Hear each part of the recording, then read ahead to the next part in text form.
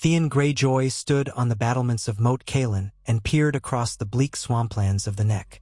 A chill wind scoured his cheeks, carrying the scent of marsh water and twisted reeds. The sun was setting behind ragged clouds, staining the sky with bruised shades of purple and orange. It was a disquieting sight, but not nearly as troubling as the thoughts within his own mind. War had come to the north.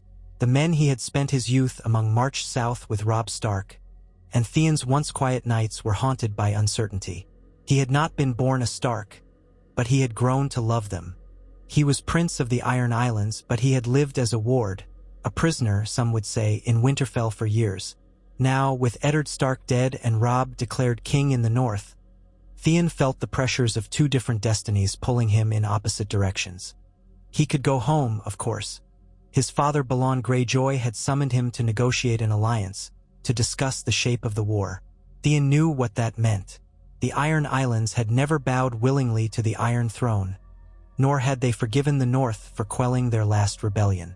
If Theon returned, Balon would put a sword in his hand and point him toward the same people who had raised him, who had shared bread and salt with him. Could he raise arms against the Starks? Could he betray Robb, who was as close to a brother as Theon had ever known? In the canon of his heart, Theon did not think he could. He remembered Robb's trusting gaze, the way the young king in the north clasped his shoulder just before Theon had departed for Pike. He had told Theon that he was counting on him, that Theon was the only one who could broker an alliance with the Iron Islands.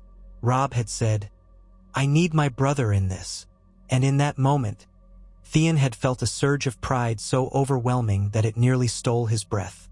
If only Balon had not been so intractable, so consumed by bitterness that had festered since the failed rebellion. Yet Theon knew his father, knew that Balon Greyjoy valued independence and iron above all else. After much brooding and as many sleepless nights, Theon realized that there was no way to serve two masters who stood on opposite banks of a raging river. If he were to be his father's son, it would mean turning on the Starks. If he were to remain loyal to the Starks, it would mean turning his back on his father, perhaps forever. But Theon had chosen, and in that choice, he found himself standing on Moat Cailin's walls again. He had slipped away from Pike after a short and disastrous negotiation. Balon Greyjoy had made his intentions clear: independence through reaving the coasts of the north, a plan that would ultimately have Theon conquer or raid the very lands he had once considered home. Rather than kneel, rather than obey, Theon fled under cover of darkness, carefully plotting a route through the rocky islets. He had found a small fishing boat captained by a man who owed him a favor. They crossed the stormy seas to the mouth of the Salt Spear.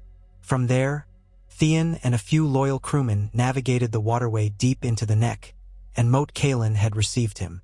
In secrecy, Theon returned to the side of the young wolf. He returned to the north, not as an emissary of peace from Pike, but as a self-exiled son who had chosen a side. Word traveled slowly, but it traveled. Many eyes watched the sea for ironborn reavers. Now, Theon had to speak his truth to Robb Stark, to publicly, irrevocably pledge himself to the king in the north. He shuddered, thinking of the father and sister he had left behind. Yara, called Asha by some, would be furious, maybe even condemn him as a traitor. But Theon could not see how to remain by his father's side when Balon intended to carve the north with fire and sword. He took a final look at the setting sun, exhaled, and headed down the steps of the battlements.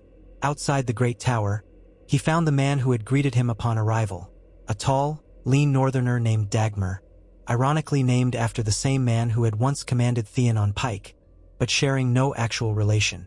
The older man escorted Theon to the great hall of Moat Cailin, once a stronghold that guarded the only major pass through the Neck. With the Freys in disarray to the south and the Boltons uncertain, it was more crucial than ever to hold these ancient fortifications. Inside the gloomy hall, stone pillars lined the walls, the floor covered in rushes that had not been changed recently enough to quell the stench of damp. Waiting for him were a handful of knights and lords sworn to the Starks. They eyed him with suspicion. He was still Theon Greyjoy after all, but none challenged him outright. They had orders to escort him to Robb's main host in the Riverlands. Within the next few days, Theon would come face to face with the man he had grown up calling friend and brother. Theon mounted his horse, a stout chestnut mare, the next morning and began the long ride south, along with the escort of men loyal to House Stark.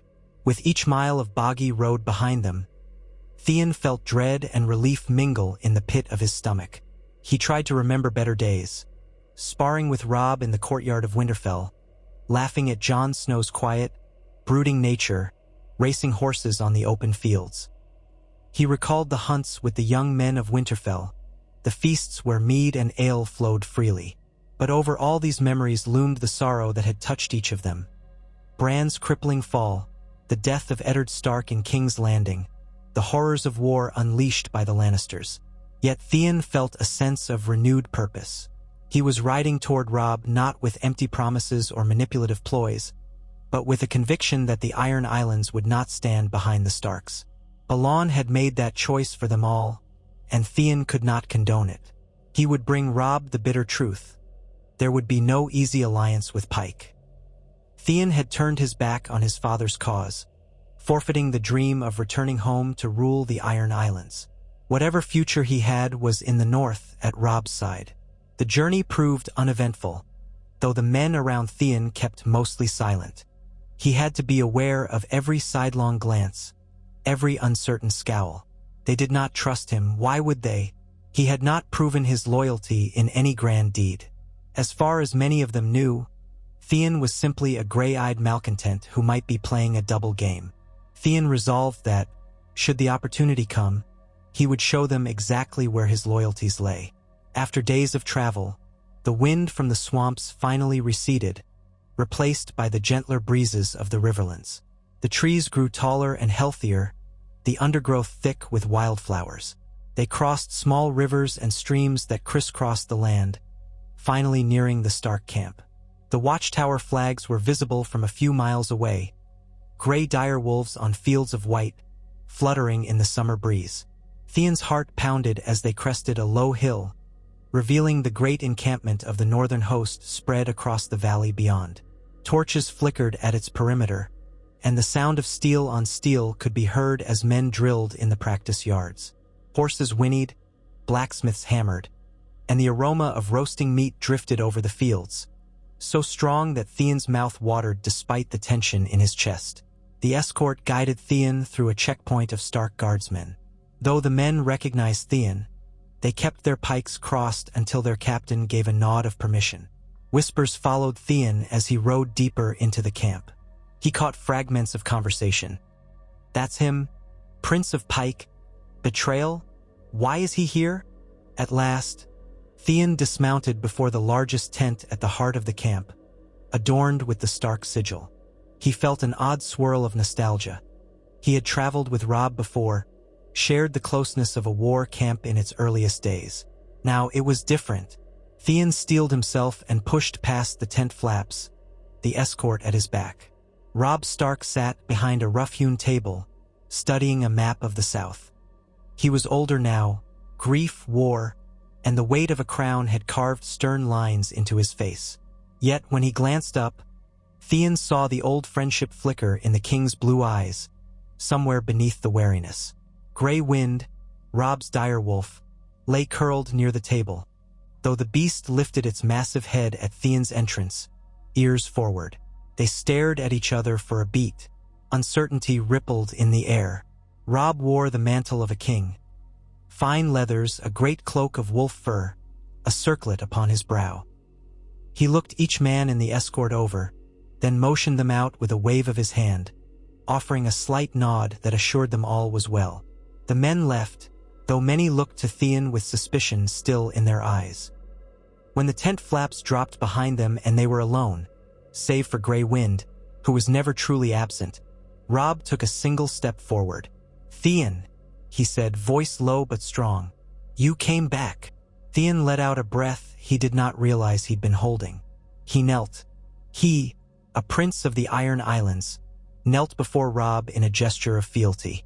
"I did," he said softly, and lowered his gaze to the rushes on the ground. "I return as your man, Robb, as your sworn sword." For a moment Robb did not move. Then, He stepped closer and placed a hand on Theon's shoulder. "My father said you were our ward, but I always saw you as my brother," Robb murmured. "Rise, tell me what happened on Pike. You were meant to secure my father's ships and men, to bring them into alliance. Where is my fleet, Theon?" Theon got to his feet. The words seemed lodged in his throat, but he forced them out. "There is no fleet, Robb. My father, Balon Greyjoy, wants independence for the Iron Islands. He will not join the North. He would sooner raid it. He sees your new kingdom as weak, an opportunity to strike while the Lannisters war with you in the south. He plans to attack the coasts, to capture Deepwood Mot, Moat Cailin. He would have me lead the attack on Winterfell itself." Robb's face darkened. Grey Wind let out a low growl, as though sensing the tension in the air. "Then we have an enemy at our backs as well as our front," Robb said, voice quiet with anger. "He would destroy my home, my brothers, my sisters, and he would do it with you." Theon looked up, meeting Robb's gaze, eyes anguished. "I refused him. That's why I'm here." Robb exhaled, some of the rage dissipating as he recognized the risk Theon had taken. "You are sure? This is no ploy. I swear on the old gods, on the drowned god if you like. My father has turned me out by now. He'll call me a traitor, worse. There is no going back for me. I won't betray you, Robb. You have my word." Robb folded his arms across his chest, standing straighter. Theon saw the king in the north, no longer just the friend with whom he'd shared boyhood adventures. "You are welcome here," Robb said after a long pause. "But I must know, what will Balon do? What is his next move?" Thus began a long and private conversation.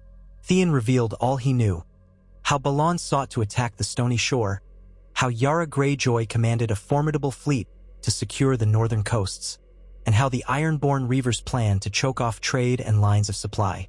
If Robb was to continue his war against the Iron Throne, he would face not just Lannister armies in the south but ironborn raiders on the western coasts of the north. By the end of it, Robb was pacing in front of the table. Grey Wind watched him with alert, golden eyes, as though understanding every word. "You have done me a service, Theon, bringing this to me. If your father's designs had caught us unprepared, we might have lost half the north before we even realized the threat. And you say you will stay to fight for the north?" Theon nodded without hesitation. "I will." Robb extended his hand, and Theon clasped it, relief and gratitude flooding him. Their bond was not wholly mended. Theon sensed the distance between them, shaped by the war, by Theon's heritage. Yet the seeds of trust were sown. He vowed silently to water them with his actions, to prove himself as loyal as any Stark bannerlord. That night, a raven was dispatched to Winterfell, warning the Castellan of impending ironborn attacks. Another raven went to the houses along the western coasts of the north, instructing them to raise their militias and guard their shores. Robb ordered a portion of his forces to split off and head north to reinforce the region under threat. Meanwhile, Theon would remain with the main army. The days that followed were a whirlwind of war councils, strategy sessions, and training exercises. Lords from the north and riverlands paraded in and out of Robb's tent, voicing concerns, seeking commands. Some bristled at Theon's presence, but Robb made it clear that Theon was to be trusted. Theon participated in councils, giving insight into ironborn tactics and possible landing sites. He mapped the best and worst places for raids, recounted the strengths of the ironborn captains. In essence, he offered everything he knew.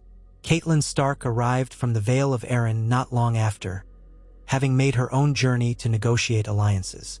She was suspicious when she saw Theon, but after a private conversation with Robb, and after seeing Theon's earnest contrition, her resentment softened.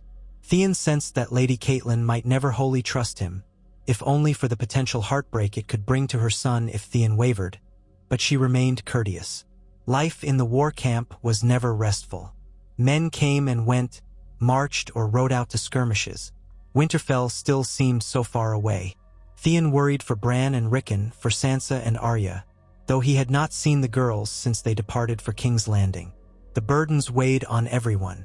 One day, Robb received urgent tidings. Tywin Lannister was on the move, preparing to march against the Stark forces in the Riverlands. Riverrun was in jeopardy. Robb called his banners and readied the host. The king in the north would not stand idle while the Lannisters ravaged his mother's homeland. The camp stirred, men packing up tents and armor, forging new arrowheads, shoeing horses. Drums echoed across the fields, a herald of the march to come. As they prepared to move, Theon found himself saddling his horse next to some of Robb's most trusted captains. A few nodded politely, though they did not speak much. He did not blame them. He was an ironborn among northerners, an outsider, but if the time came, he would bleed beside them. Finally, the banners unfurled in the dawn light, and the northern host began its slow procession southward into the Riverlands. Theon rode near Robb's personal guard, scanning the horizon for any sign of Lannister scouts. It was a gray morning, the sky thick with clouds that threatened rain.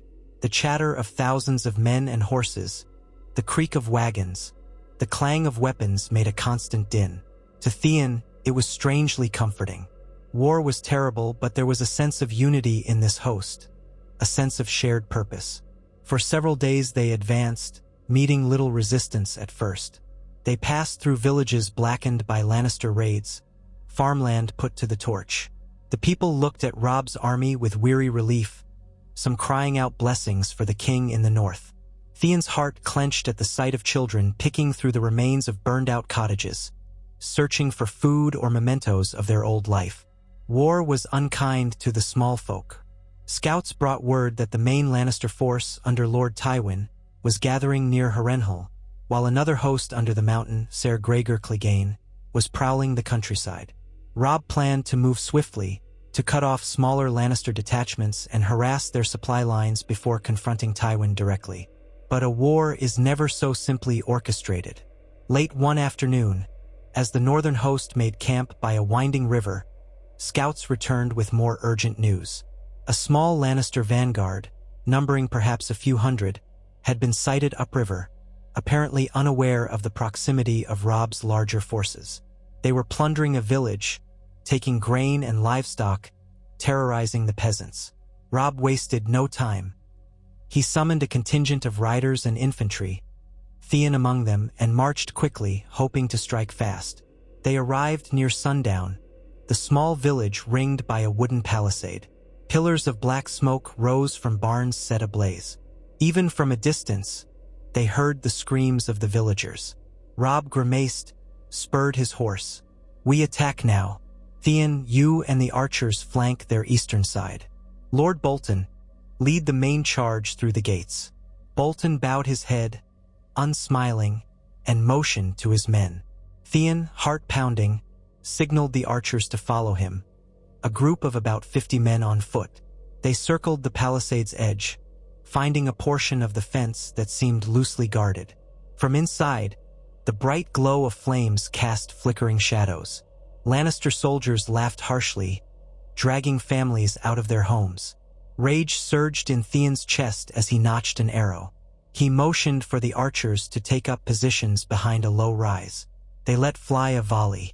The arrows whistled into the courtyard, striking down a handful of Lannister men before they realized they were under attack.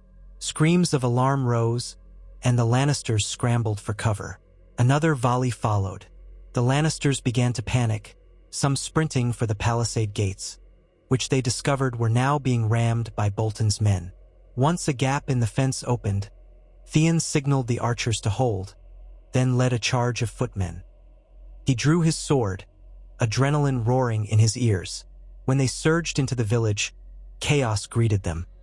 Burning buildings, terrified small folk, and Lannister soldiers trying to rally. Theon saw a man in gold and crimson livery raising his sword to strike a fleeing peasant. Theon lunged, parried the blow, and ran the man through. Blood splattered on the ground. Another soldier came at Theon from the side, and Theon spun to meet him, steel clashing on steel. The man was strong, but Theon had spent years training under the watchful eye of Ser Roderick Castle. Theon twisted, hammered aside the soldier's blade, and slashed across his unprotected thigh. The soldier collapsed, screaming. In that moment, Theon felt something shift inside him, a sense of righteous fury. He was doing the right thing, protecting these people. Not for glory or gold, but because it was the honorable thing to do. The archers moved in behind him, picking off fleeing foes. From the main gate, Robb's cavalry and Bolton's men broke through, cutting down any Lannisters who resisted. Within minutes, the skirmish ended. Smoke stung Theon's eyes as he surveyed the carnage. Most of the Lannister soldiers lay dead or dying, though a few had thrown down their weapons and surrendered. The villagers, many of them huddled behind burned walls or carts, looked upon the Northerners as saviors. Robb rode in, gray wind loping beside him, muzzle flecked with red. "You fought bravely," Robb said quietly, dismounting near Theon. Bolton approached from the other side, flanked by his pale-eyed men, but said nothing. Theon nodded, wiping sweat and soot from his brow. "We arrived just in time," he replied. He was breathing hard, his muscles trembling with a post-battle rush of energy and horror. Robb took a quick tally of the scene, then ordered that the wounded be tended to and that the surviving Lannister prisoners be bound. One of the villagers, an elderly man with white hair and trembling hands, approached Robb and fell to his knees. "Thank you, my lord. We'd have all been murdered or worse if not for you." Theon felt an ache in his chest, remembering how ironborn reavers might once have done the same to some unsuspecting coastal village. Theon wanted to distance himself from that legacy. He turned away, busying himself with distributing supplies to the archers who had followed him. As the night wore on, the fires in the village were extinguished as best they could manage, and the small folk were given what food the Northerners could spare. Robb's main host arrived, and tents were pitched in the fields outside. In the flickering torchlight, Theon found himself standing alone, cleaning his sword and armor. He felt eyes on him and turned to see Robb approaching, the king's usually stern face tempered by concern. "Are you wounded?" Robb asked. Theon shook his head. "No, just thinking about everything." Robb exhaled, his eyes shifting to the scorched outlines of what was once a stable. "These are the horrors we fight to end," he said quietly. "My father once told me that in war, innocence is the first casualty. I believed him, but only now do I truly see it. Perhaps these men did not know my father. Perhaps they did not care. War is easy to start, but so hard to end." Theon nodded. He had no wise words to offer, but he felt, for the first time in a while, that he belonged at Robb's side. "I'm here," he said quietly, "for as long as you'll have me." Robb grasped Theon's shoulder and gave it a firm squeeze. It was as close to brotherly affection as the day's horrors would allow. In the days that followed, Robb pressed on with his strategy, engaging in more skirmishes against smaller Lannister detachments.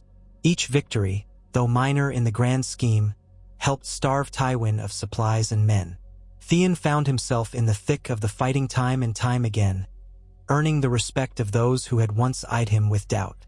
He fought like a man with something to prove. Perhaps that was true, Theon thought bitterly, but he would prove it no matter the cost. Then, at last, came the main confrontation.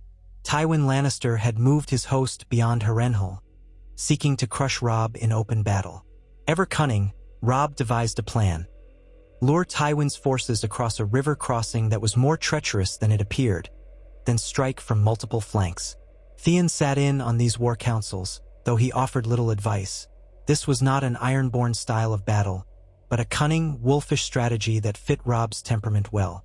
On the appointed day, the northern host waited under cover of a forest that bordered the river. Light cavalry circled the far flank. Most of Robb's infantry was hidden in a shallow valley. Theon was posted with a mixed unit of archers and pikemen on a rise overlooking the crossing. He could see the Lannister banners rippling in the distance as they approached, the roaring lion on crimson. Their columns snaked across the land, gleaming under the midday sun. At Robb's signal, horns sounded, and the Northerners rained arrows upon the front ranks of the Lannister army as it began to ford the river. Horses screamed, men raised shields. Shouting commands, Tywin's officers tried to form ranks, but the crossing was narrow and rocky. Some men slipped in the shallow water, others trampled by their own horses. Then the northern cavalry thundered in from the flank, smashing into the partially formed Lannister lines. Theon's blood was up. He urged his archers to keep firing until they had no clear targets left. Then, with a savage grin, he drew his sword and led the charge down the slope, pikes and bows at his back, to support the cavalry. Lannister men scrambled to meet them, forming ragged lines of shields. The crash of steel and the roar of men filled the air. Sunlight glinted off swords and armor. Surrounded by the tumult of battle, Theon found himself face to face with a Lannister man-at-arms. The man lunged, but Theon deflected the blow with his shield, then stabbed the man's exposed side. Blood spurted and the man fell. Another soldier came at Theon, trying to catch him off guard. Theon pivoted, slashing across the soldier's neck, hot blood splashing onto Theon's leather. Adrenaline roared through him. He spotted a mounted Lannister knight bearing down on him. Theon ducked behind a shattered cart, rolled, and came up behind the knight, cutting through the straps of the horse's barding. The terrified animal bucked, sending the knight tumbling to the ground, where he was quickly dispatched by one of the pikemen. In the distance, Theon glimpsed Robb, astride a great warhorse, gray wind bounding alongside. The Northern King led the main assault with ruthless precision, the direwolf leaping at any Lannister soldier who dared come too close. Theon's heart swelled at the sight. He would protect that man or die trying. The battle raged until, finally, the Lannister forces began to falter. Tywin's lines had been spread too thin, his vanguard battered by archers, his flank turned by cavalry. By late afternoon, the Lannisters were in retreat, their formations shattered. Those who could fled, leaving behind the dead and the wounded. When the horns sounded for the northern host to regroup, Theon realized the full extent of the carnage. The river ran red with blood, bodies lay strewn across the banks and shallows, Northern and Lannister dead alike. A hush fell over the battlefield as men checked on the wounded, searching for missing comrades. The stench of death and wet steel hung thick in the air. Near a bend in the river, Theon finally found Robb, dismounted and kneeling beside a wounded northerner. Gray Wind stood vigilant, muzzle stained. Robb looked up when Theon approached, exhaustion in his eyes. "We did it," Robb said, his voice hollow. "Tywin's routed. This was a great victory." Theon nodded but felt little joy. War's reality was again on full display. We did." Robb stood and gestured for a maester to tend the wounded man. Then he walked with Theon a short distance away, over the damp ground littered with broken weapons. "You fought well. I saw you." "And you, my king," Theon replied. "This victory will be spoken of for years to come." Robb's gaze drifted over the field. "Yes, but for every victory, we pay a price." A scout came galloping up then, breathless and spattered with mud. He reported that Tywin had retreated in disarray, but was likely pulling back to regroup near Harrenhal. Robb nodded, ordering the men to fortify the river crossing, bury the dead, and gather the spoils of war. By nightfall, a sense of grim satisfaction pervaded the northern camp. The Lannisters had suffered a crushing defeat. The road to Riverrun was more secure. But Theon noticed how many men were missing from the night's gatherings. Empty bedrolls, silent. The cost was high. In the days following, ravens arrived from the north with dire news. The ironborn had begun their assaults on the western coasts, raiding towns and villages. Deepwood Mot was under threat, but so far, Lady Glover held firm. Balon Greyjoy had launched exactly the sort of invasion Theon had warned of. In response, Robb dispatched more troops northward, led by the Great John and other fierce northern lords. Theon was torn. Part of him wanted to go and fight the Ironborn to show he would personally drive them out. Yet Robb's war in the south was at a critical juncture, and Theon was one of the few with valuable knowledge of Ironborn tactics. Ultimately, Robb decided Theon's counsel was most needed by his side. As the Northern Army prepared to advance further into the riverlands to secure alliances and restock supplies, a smaller contingent under Roose Bolton would march north to reinforce Winterfell and shore up the coastline. Though Theon mistrusted Bolton, he had no say in the matter. Robb seemed uneasy about it as well, but he had limited options. Theon overheard whispers that Bolton was cunning, perhaps cruel, but his men were disciplined, and the North needed disciplined men now more than ever. Meanwhile, Theon continued to prove himself in Robb's councils and on the battlefield.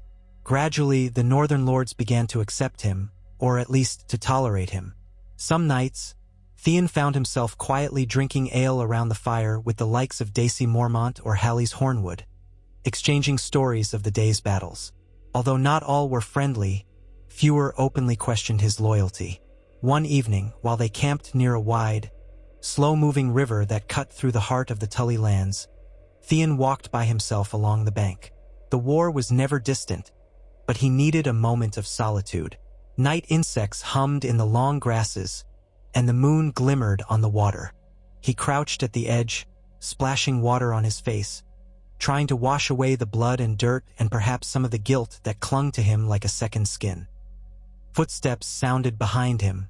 He turned to see Talisa, the healer from Volantis who had joined the camp to treat the wounded, approach with a wary smile. "My lord," she greeted. "I'm no lord," he murmured, shaking droplets of water from his hair. "Just Theon. Just Theon," she echoed, stepping closer. She carried a satchel of herbs and bandages. "No injuries tonight?" "None new," Theon replied. He grimaced, recalling a shallow cut in his side that had come from a scuffle days prior. It still ached, but not badly enough to seek her care. He stood, gazing at the placid river. "We should all take advantage of any moment's peace we can find." Talisa nodded. "That is what I was doing, looking for some peace. I thought the quiet might help me think. Sometimes, after a day of treating wounds, my mind is filled with screams." Theon closed his eyes briefly. "I know the feeling, though I inflict some of those wounds." She touched his shoulder gently. "You fight for your king to protect lives. Don't lose yourself in guilt. We can't afford that." He managed a small smile. "Thank you, Talisa." Thank you." They stood there a moment listening to the night. Then she excused herself to tend to the last of her duties. Theon watched her walk away, a feeling he could not name swirling in his chest. A complicated mix of admiration, regret, longing for a better world. He could not linger in those thoughts for long. The war beckoned. Word arrived soon after that Tywin Lannister had, in fact, regrouped near Harrenhal and was gathering reinforcements from the Crownlands, possibly preparing another strike. Simultaneously, news from King's Landing indicated that Joffrey Baratheon, the Boy King, had grown more vicious in the face of rumors about Stannis and Renly, each calling themselves the rightful king. The realm was splintering, every faction snapping at the heels of the others. Robb decided that if Tywin was mustering more men, the North could not stand idle. They needed a bold move to compel Tywin to divide his forces, or even lure him into a disadvantageous position. Catelyn Stark, newly returned from an unsuccessful mission to treat with Renly, looked haggard and worried. She questioned Robb's plan for continuing deeper into the war-torn south, but Robb was resolute. At the next war council, Theon found himself in a tent full of powerful men and women: Catelyn, the Blackfish Brynden Tully, Edmure Tully, and several northern lords. Robb asked Theon for any insight he might have on using the rivers to their advantage. Theon thought quickly of how ironborn were adept at amphibious assaults, but the North had few ships at the moment, especially with the ironborn controlling the western coasts. Still, Theon offered some suggestions about night raids on supply wagons, how to block or sabotage key ferry points. Robb nodded thoughtfully. The strategy that emerged pushed Tywin from two directions, forcing him to protect both the roads to King's Landing and the crucial crossings in the riverlands. Scouts would keep a close eye on Tywin's numbers. Meanwhile, riders would harry his supply lines. It was a gamble, but a carefully calculated one.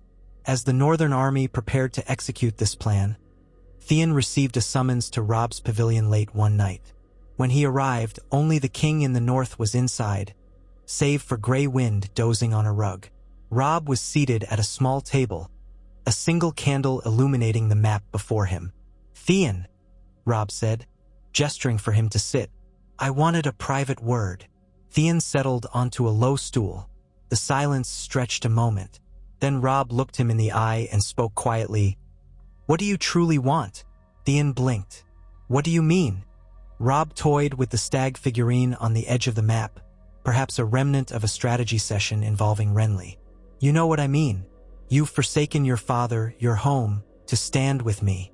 Your father, I suspect, has labeled you a traitor to your people. You have no lands, no great wealth, no certain future here." He paused, letting the implications hang. "So what do you want?" Theon swallowed. In that quiet moment, he felt the weight of all his choices. "I want to prove myself," he said slowly, "to show that I am loyal to you, Robb, to the north, because the Starks have been kinder to me than my own kin ever were. And maybe someday I want to find a place where I'm not torn in two. I cannot return to the Iron Islands, and though I've lived at Winterfell for years, I know I'm no Stark." Robb listened, eyes steady and solemn. "My father never wanted you to be a prisoner. He wanted you to be part of our family, though I know Balon's rebellion forced him to treat you as a hostage. It must have been difficult for you." "It was," Theon admitted, "but not as difficult as you'd think. You and your family treated me well, better than I deserved, some might say, and I betrayed that kindness by even considering fighting for Balon. But I made my choice, Robb. I'm yours." Robb nodded. "I believe you, and I promise you that, if I can, I'll see you rewarded for your service. When we win this war, if we win, there will be lands to govern. Perhaps we can carve out a lordship for you, a seat of your own in the north." Theon felt his breath catch in his throat. "A seat? In the north? Why not?" "It won't be Winterfell, mind you," Robb said with the faintest hint of a grin. "But we'll need strong men to help rebuild. And if your father's invasion is thrown back, well, the Ironborn will have fewer reavers to worry about. Perhaps your kin might even come to terms with the new reality in time." Theon stared at the candle flame, swirling with uncertain emotions. Gratitude, longing, guilt, hope. "Thank you, Robb. If that day comes, I'll do my duty. I swear it." The two men clasped hands across the table, and for a moment, Theon felt that the future might hold something beyond war. But the war pressed on, unrelenting. The next week saw a series of maneuvers across the riverlands. Robb's footmen marched to key fords, while a cavalry detachment swung wide, capturing a Lannister supply train. Theon rode with the cavalry, delighting in the speed and power of the charge. He proved his worth again and again, leading a small squad that infiltrated a Lannister camp under cover of darkness, setting fire to their wagons. The success was overshadowed, however, by word that the Boltons had clashed with Ironborn in the north, with heavy losses on both sides. Winterfell was still safe, but only just. Caitlin Stark, distraught by the news of continued fighting near her children's home, urged Robb to consider a truce. Robb listened but remained resolute. He had declared himself king in the north, and he meant to secure that kingdom's safety. A mere truce with the Lannisters would leave the north vulnerable, especially if Pike continued to harass their shores. One bright morning, Theon woke to commotion outside his tent. He pulled on a tunic and stepped out, sword belted at his waist. A scout had just ridden in with grave news. Tywin Lannister's army was on the move again, heading toward a major crossing where Robb had stationed only a token force. Robb's carefully orchestrated plan had a gap, and Tywin meant to exploit it. The northern host broke camp in haste. Drums boomed, banners were raised. Men scrambled onto horses or formed marching columns. Robb needed to move quickly to reinforce the crossing. If the Lannisters seized it, they could outflank Robb's position and threaten Riverrun from the east.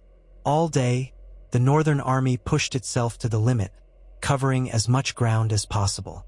The sun beat down mercilessly, and dust choked the roads.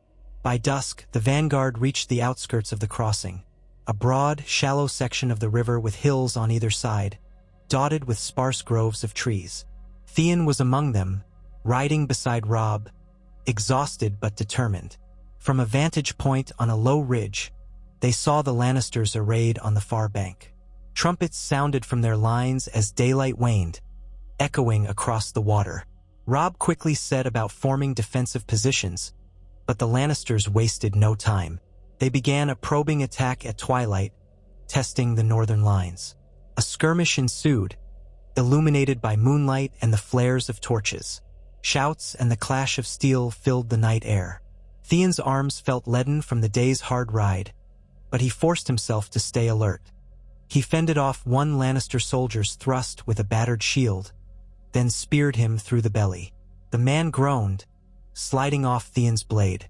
Another soldier, more agile, danced in, but Theon parried and shoved him back into the path of a northern spearman, who impaled him. By midnight, the skirmish died down, both sides withdrawing to regroup. Robb conferred with his captains, planning for a brutal dawn engagement. Theon collapsed onto the ground near the council tent, gulping water from a skin, sweat pouring down his temples. Overhead, the sky glittered with stars, indifferent to the carnage below. Before dawn, both armies stirred, forming ranks with the cold, pale light creeping over the horizon. Theon lined up with the northern cavalry, adrenaline slowly replacing weariness. Across the river, the Lannisters sounded their horns, and the ground shook with the rumble of thousands of feet and hooves.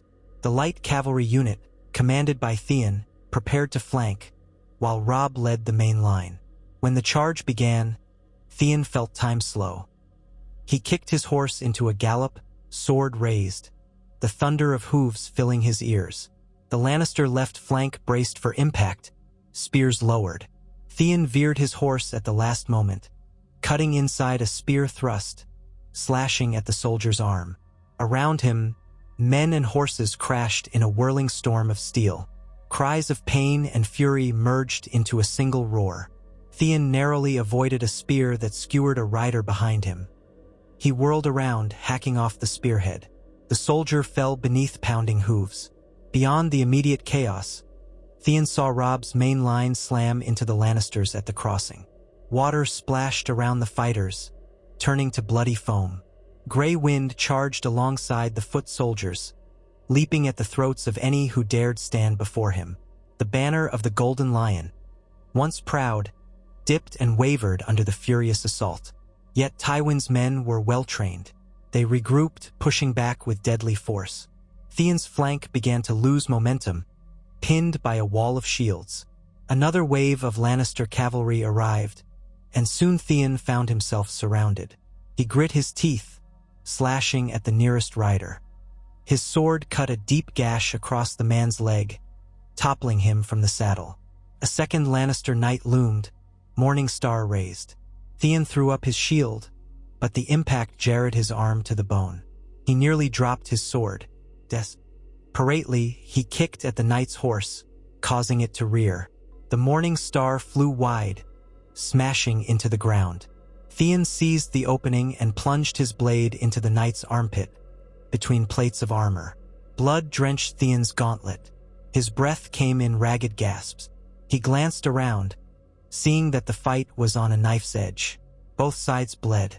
Shouts in the distance told him Robb was still in the thick of it, likely fighting on foot now, as was his way. If the line broke, if Tywin seized the crossing, all the northern plans would crumble. But then, a horn blast from the west cut through the din. Theon craned his neck, heart pounding, to see a fresh contingent pouring onto the battlefield. Northern riders with a black bear sigil on their banners. The Mormonts of Bear Island, flanked by men from House Glover, had arrived. They crashed into the Lannister flank, the element of surprise folding the line in on itself. Seizing the moment, Robb's forces surged forward. Theon rallied the men around him, cutting down or driving back the Lannister cavalry. Spearmen pressed into the gap. The Lannister line began to crumble. Tywin's banner was spotted retreating as the cacophony of battle rolled over the hills. Suddenly, a hush fell across the crossing. The Lannisters fled or surrendered, leaving a swath of bodies. The water once more was thick with blood. Theon sat atop his panting horse, sword hanging limp in his hand, surveying the aftermath. Another victory, but at what cost? Robb emerged from the fray, drenched in sweat and spattered with gore, gray wind by his side. The men around him gave a ragged cheer, though their voices were hoarse from exertion. Theon urged his horse forward, meeting Robb's gaze. For a moment, the two men shared a look of relief and sorrow in equal measure. By midday, the battlefield was secured. Tywin's forces had scattered in full retreat, and the crossing belonged firmly to the north. Robb took stock of casualties, sending out maesters and healers to tend the wounded. Piles of fallen men from both sides awaited proper rites. Later that evening, as the sun dipped low in the sky, Robb held a brief ceremony to honor the fallen. Theon stood beside him, along with the other lords and captains. They lit torches and pyres, the flames climbing into the darkening sky. The odor of burning flesh and hair was sickening, but they remained, paying respects. Cailin was there too, her face pale and drawn. She looked at the men around her, at her young son standing tall and burdened by a crown. Theon bowed his head, reminding himself that this war was bigger than him, bigger than Robb, bigger than any one man. It was about the fate of a kingdom, the safety of countless innocents. It was about a new dawn for the North, free from the Iron Throne, if Robb's will held out. In the following weeks, Tywin's hold on the riverlands weakened further, and Robb capitalized, forging stronger ties with houses Blackwood and Bracken, historically fractious but now forced by circumstances to cooperate. Scouts brought word that Tywin was retreating south to defend the capital against Stannis Baratheon, rumored to be sailing with a formidable fleet. Theon allowed himself a small measure of hope. Every rumor of Tywin's retreat was a potential reprieve for the battered Northmen. But there was no denying the looming threat in the north. Yara Greyjoy's forces continued to strike the western coasts. Theon heard daily reports of brutal raids, and though the Boltons and Manderleys fought back, the Ironborn were persistent. Winterfell stood, but the lines of communication were strained. Some in Robb's camp argued that the king in the north should return home, drive out the Ironborn, secure his own lands before pressing the war further south. Others insisted that the best course was to force a decisive blow against the Lannisters while they were weakened, thereby ending the southern threat altogether. Robb wrestled with these decisions. Theon, for his part, confessed that he had no illusions about Balon backing down easily. The Ironborn were fierce in their love for independence, and, ironically, so were the Northerners. Perhaps a final victory against the Lannisters would free Robb to bring his full might against the Ironborn. In the meantime, houses loyal to the Starks would have to stand firm on their own. Amid this strategic uncertainty, personal allegiances shifted. Men grew weary of war. The Riverlords, though grateful for Robb's protection, began to question how long they would be expected to shed blood for a cause that, to some, was a purely northern ambition. Robb strove to keep the alliance intact, promising that once the Lannisters were broken, the new realm of the north would be at peace with the Riverlands, each a sovereign ally if they so wished. As negotiations and war councils continued, Theon took on more direct responsibilities in the camp. Robb tasked him with training new recruits, passing on lessons in archery and swordsmanship gleaned from both his time in Winterfell and his upbringing among Ironborn reavers. Reluctantly, Theon taught them some tactics from the sea's quick, fluid ambushes that could be adapted to land. It felt strange, but in doing so, he felt he was forging a new identity, taking the best of both worlds in which he had been raised and using them to serve his chosen king. One afternoon, as Theon led a drill in the yard set up near the camp's wooden palisade, a messenger arrived and handed him a sealed letter. Theon recognized Yara's distinctive scrawl. Heart hammering, he retreated to a private corner and broke the seal. The letter was short, written in a mixture of mockery and bitterness. Yara berated him for betraying their father, for siding with the wolves. She spoke of how she had seized Deepwood Mot, how the Ironborn would hold the castle until the North was forced to concede. She taunted him, calling him a stark lackey, a dog at the wolf's heels. Theon crushed the parchment in his fist, feeling a spike of shame and anger. For a moment, he was torn by old loyalties, old memories of the sister who used to tussle with him on the decks of a longship. But that sister was gone, replaced by a commander in Balon's war. Theon Greyjoy stood on the ramparts of Deepwood Mot as a light snow flurry dusted the pine forests below. His breath plumed in the cold air, mingling with the thin smoke that still rose from a handful of shattered rooftops inside the walls. The main keep had been battered but not destroyed. Indeed, Deepwood Mot was largely intact, much to the relief of the returning Glovers. Although it was never a grand castle by the standards of the South, it had always been a proud northern stronghold, perched at the edge of the wild hills and dense woods that stretched to the rocky shores. Now that pride had been reclaimed. Greyjoy banners had been hauled down, burned or trampled, replaced by the mailed fist of House Glover and the dire wolf of House Stark. He could still taste salt in the back of his throat, whether from memory or some remnant of ironborn presence. He did not know. It had been days since the final battle in the courtyard, the duel with his sister. Each time Theon closed his eyes, he saw Yara's face contorted with anger and regret, the arrow lodged in her shoulder, the disbelief that he had spared her. And he heard her final words echo in his mind. "If I ever see you again." He shut his eyes against the flurry of snow. If their father Balon still lived, likely so, there would be no forgiveness for Theon's betrayal. Balon would curse him to the depths of the drowned god's halls. His own sister would surely do the same, but Theon could no longer dwell on it. He had made his choice. The battered castle beneath his feet was proof of that choice, and so was the presence of Robb Stark within these walls. Below him, in the courtyard, the king in the north conferred with Lord Galbart Glover and the Great John. Snow frosted Robb's auburn hair as he stood with arms folded, brow drawn in concentration. Grey wind paced near him, leaving pawprints in the fresh dusting of white. Robb was still so young, Theon thought, yet he carried the weight of a kingdom on his shoulders. No longer just a rebellious region but a realm in its own right, with the riverlands loosely sworn, with irons in the fire from one corner of Westeros to the other. A gust of wind made Theon pull his cloak tighter. He turned to descend from the wall walk, wanting to join the discussion. Every day brought some new decision, whether to repair a portion of the castle first or send a scouting party to search for ironborn stragglers in the forest. The rule of the North was not simply about winning fights.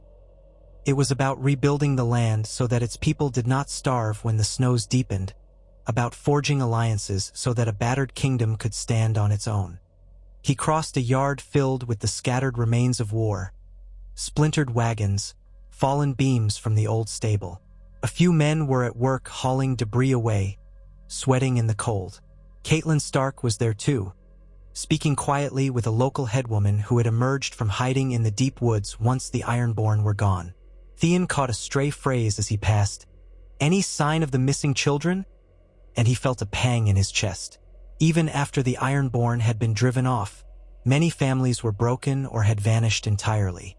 He found Robb, the Great John, and Lord Glover standing near the blackened gatehouse, which still needed considerable repairs. The once formidable doors had been hacked, scorched, battered until only charred planks remained. "We'll need fresh timber," Robb was telling Glover. "Perhaps from the stands to the south? Your lumberyards near the Wolfswood might supply it." Lord Glover nodded. He was a lean man with dark hair streaked in gray, his expression perpetually stern. "Aye, my king, and stone from the old quarries can be carted in, but that will take time and labor. Hard to find enough hands," the Great John added. Half the small folk fled to the hills. Some joined Lady Mormont in her raids. Others are simply too frightened to come out, or worse, they're dead. Robb's mouth twitched. "We'll do what we can. House Glover will have the support of the Crown of the North." It still sounded odd to Theon, hearing the word crown, and seeing Robb's circlet glinting beneath the pale sky. Eddard Stark had never aspired to kingship. Theon wondered what old Ned would say if he could see his son now. But the time for such reflection was short. Theon cleared his throat, stepping forward. Robb turned, regarding Theon with a hint of a smile. "How fares the watch on the ramparts?" "All clear," Theon replied. "No sign of returning Ironborn. I've a mind to send out 2 or 3 more scout patrols, though, just in case. Yara might not have left the region as thoroughly as we hope." Galbart Glover rubbed his chin. She stole away with some survivors. Might be she took a ship or two from the rocky coves to the west. Likely she's gone. Theon dipped his head. Let's be certain. Robb nodded. Agreed. Will not be caught unawares. Organize the scouts. As Theon turned to go, he glimpsed the Greyjoy's broad grin, though it was tinged with respect. That was new. When Theon had first come among them, so many men were suspicious, openly or otherwise. But after the battles in the riverlands and at Deepwood Mot, after seeing Theon risk his life time and again, few doubted his devotion now. Not everyone had warmed to him, of course. Some who had lost kin to ironborn raids could not bring themselves to trust a man born of pike. But for the most part, Theon had found acceptance he once thought impossible. It filled him with a fierce pride and also a quiet dread, for he knew how easily trust could be broken. He would not break it again. He busied himself throughout the day organizing patrols, sending them to comb the forests in a wide sweep, from the stony coastline to the fringes of the Wolfswood. Late in the afternoon, he caught sight of Lady Cailin helping her son, Bran, down from a horse in the courtyard. Bran's face was pale with cold, but he was smiling. Hodder stood nearby, arms outstretched like a watchful giant. Bran and Rickon had arrived at Deepwood Mot with Ser Rodrik 2 days ago, once it was safe. Robb wanted to keep his family close, though Winterfell still held a strong garrison. Theon had been genuinely glad to see the young Stark boys. He'd grown fond of them in the old days, watching them scramble around the courtyard at Winterfell, always trying to prove themselves. It felt like a lifetime ago, but now they were here, living proof of what Theon had chosen to protect.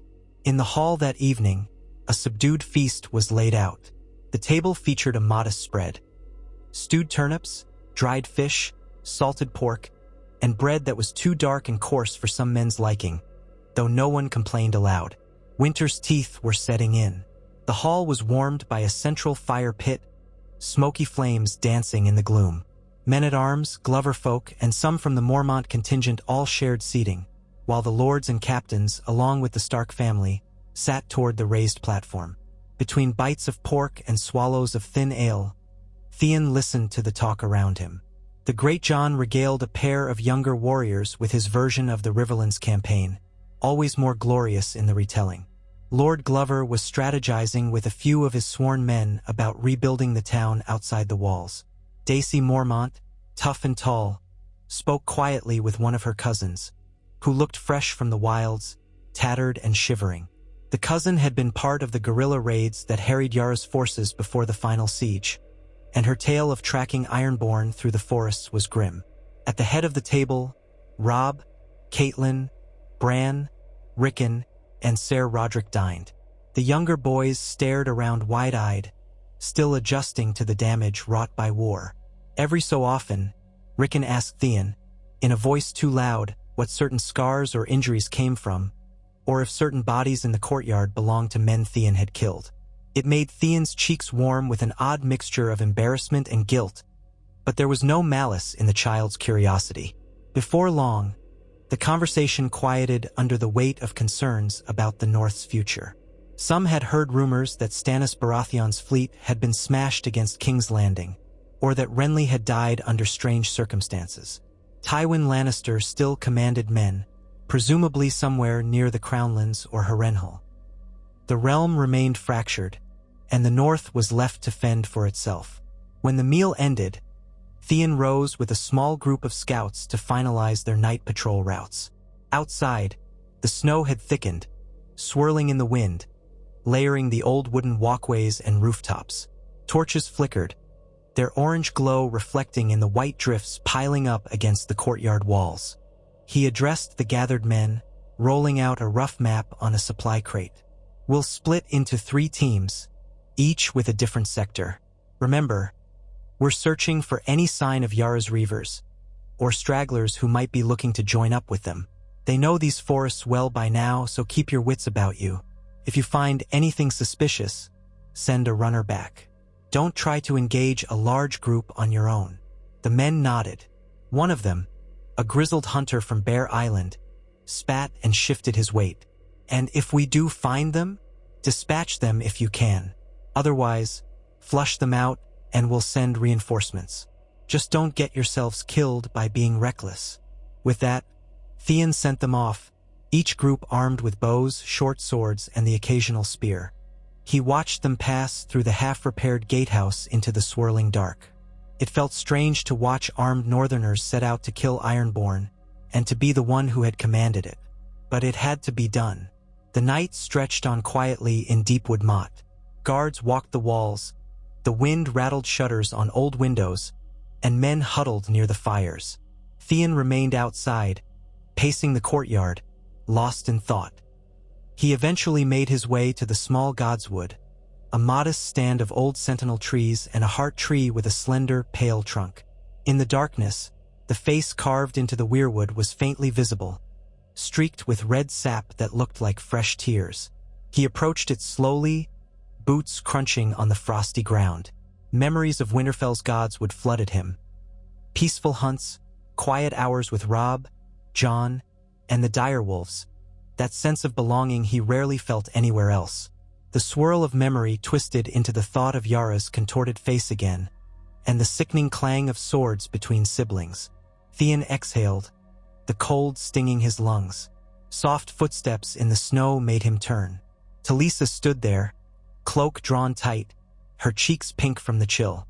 She had traveled north with the army as Robb's personal healer and confidant, forging a quiet respect among the northerners for her skill and her unwavering composure on the battlefield.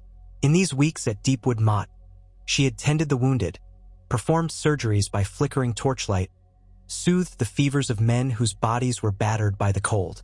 "Theon," she said gently, stopping a few paces away. "I'm sorry if I startled you." He shook his head. "No, just thinking." Talisa glanced at the face on the weirwood, a faint trace of unease in her eyes. "I'm still not used to the godswoods, or the old gods. But I see why northerners revere them.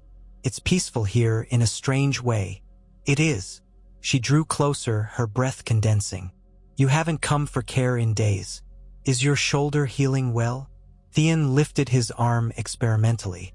He had taken a minor crossbow graze during the last push into Deepwood Mot. "It's fine, thanks to your skill." Talisa smiled, though it was tinged with sadness. "There are many who didn't fare as well. I lost 2 men today, one to an infected wound, another to a fever. It gnaws at me, even if I know I did all I could." He nodded slowly.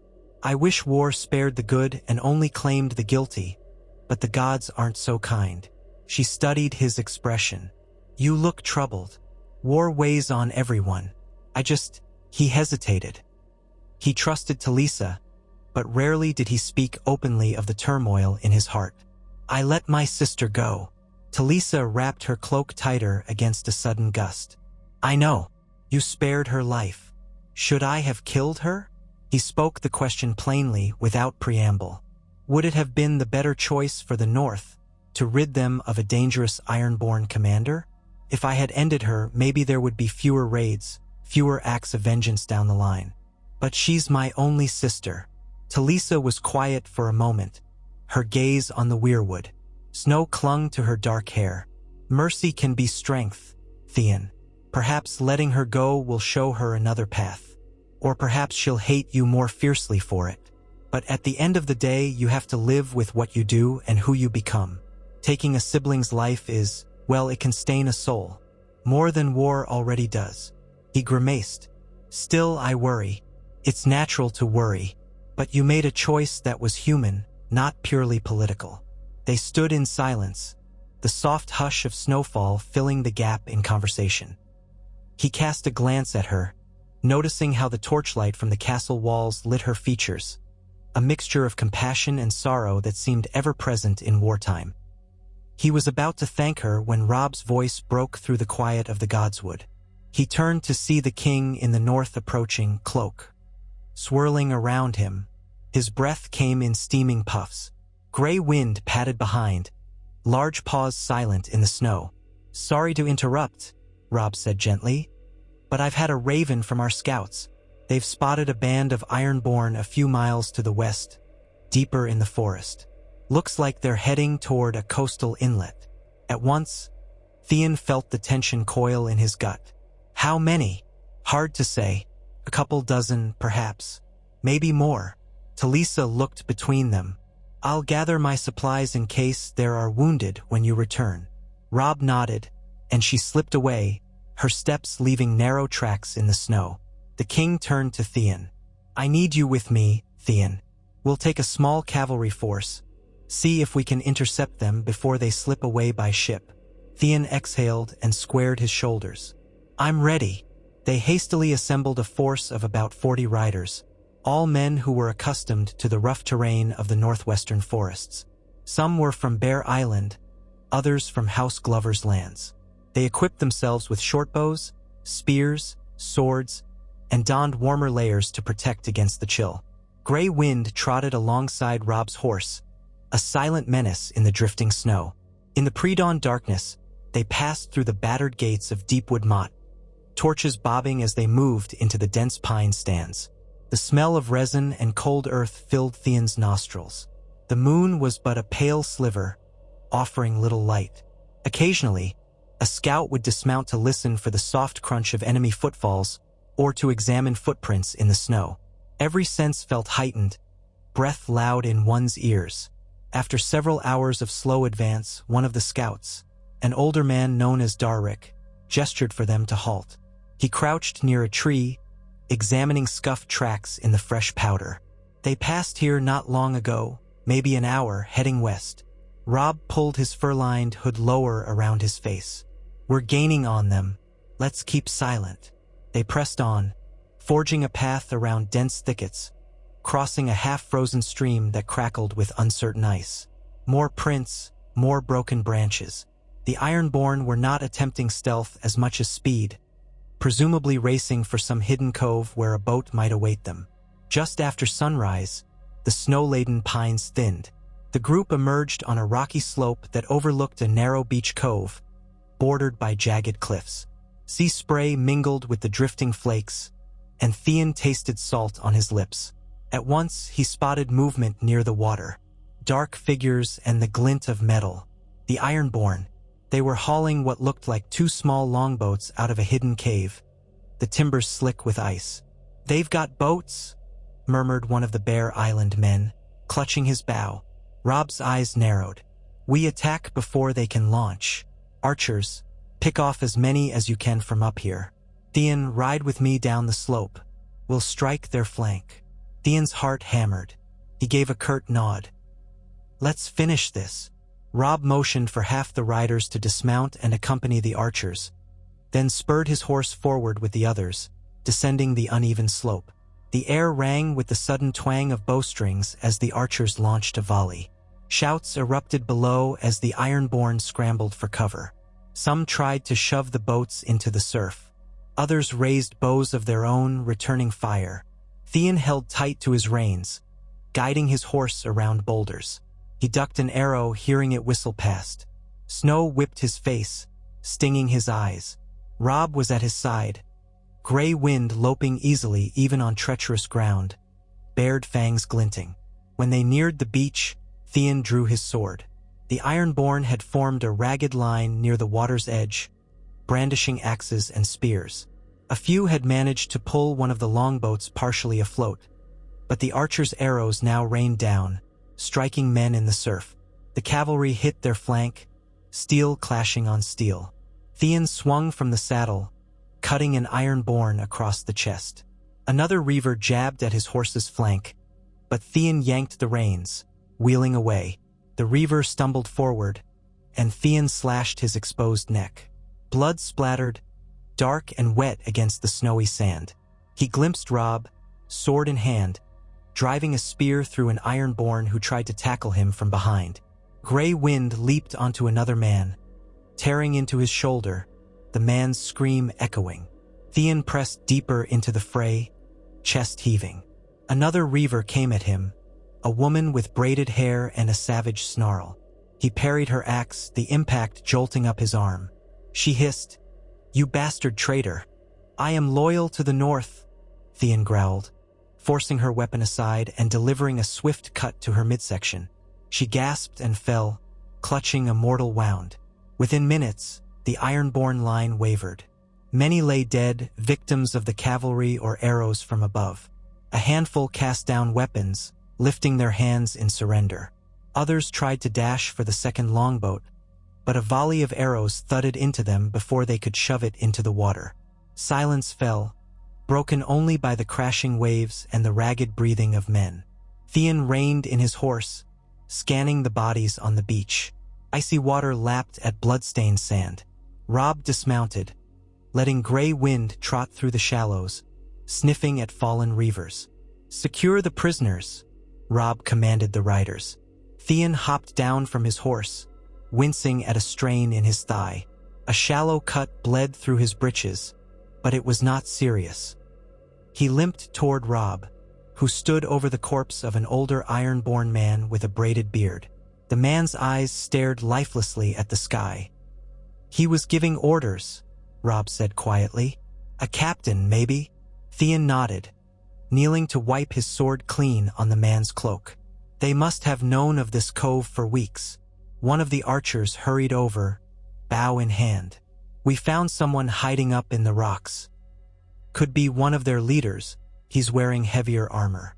Robb gestured for Theon to follow, and they made their way up a short scramble of slippery boulders. There, pinned beneath two northern soldiers, was a stocky ironborn in rusted mail. A crossbow bolt was lodged in his thigh, blood seeping onto the stones. He glared at them, lips peeled back in a grimace of pain. Robb eyed him. "Name yourself." The man spat. "Gorm. Gorm Harlaw." Theon recognized the name. House Harlaw was a powerful house of the Iron Islands. He had never met Gorm, but the family name carried weight. "A minor cousin, perhaps," Theon said to Robb. Robb regarded Gorm coldly. "Where's Balon Greyjoy? Does he send more men to these shores?" Gorm bared his teeth. "You think I'd tell you? A wolf pup who calls himself king? Greyjoys do as they will, and the drowned god scorns the likes of you." A muffled snarl rose in Grey Wind's throat. The direwolf eyed Gorm as if he were fresh meat. Robb placed a restraining hand on Grey Wind's thick ruff, but made no move to hide the threat. "Answer me, or I'll have my wolf tear your throat out." Gorm's jaw tightened. He winced, pain twisting his features. "Balon's still your father, Greyjoy," he spat at Theon. "Ask your new master if that means anything." Theon inhaled sharply, stung even now to be reminded of that bond. "Father or not," he said in a low voice, "I chose my side. Now talk, or you lose that worthless tongue of yours." Gorm licked his lips, eyes flicking between Theon's sword and Grey Wind's bared fangs. "Fine. Balon sent no new men. He sees no point. Yara tried to hold the fortress, but you dogs took it. No more help is coming. Balon's decided to keep what he has along the coasts, reaving lightly. If you want his blood, you'll have to sail to Pike. He won't waste more men on your sorry kingdom. Not with the Lannisters and Baratheons squabbling." Robb's jaw clenched. "But you came here. Why? To find Yara, or to kill more of your people?" "We had some freedom to do as we pleased," Gorm grunted. "Wasn't any grand plan. Just reaving, hoping for plunder. If we found Yara, good. If not, we'd slip off to another stretch of coast." Theon glanced at Robb. This aligned with what they'd suspected. Balon, furious at the setback, had not called a full retreat, but instead encouraged smaller raiding parties to strike the North's coasts.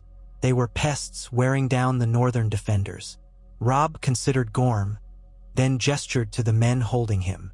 "Bind him. He'll answer for his crimes." They dragged the wounded Ironborn away, ignoring his curses.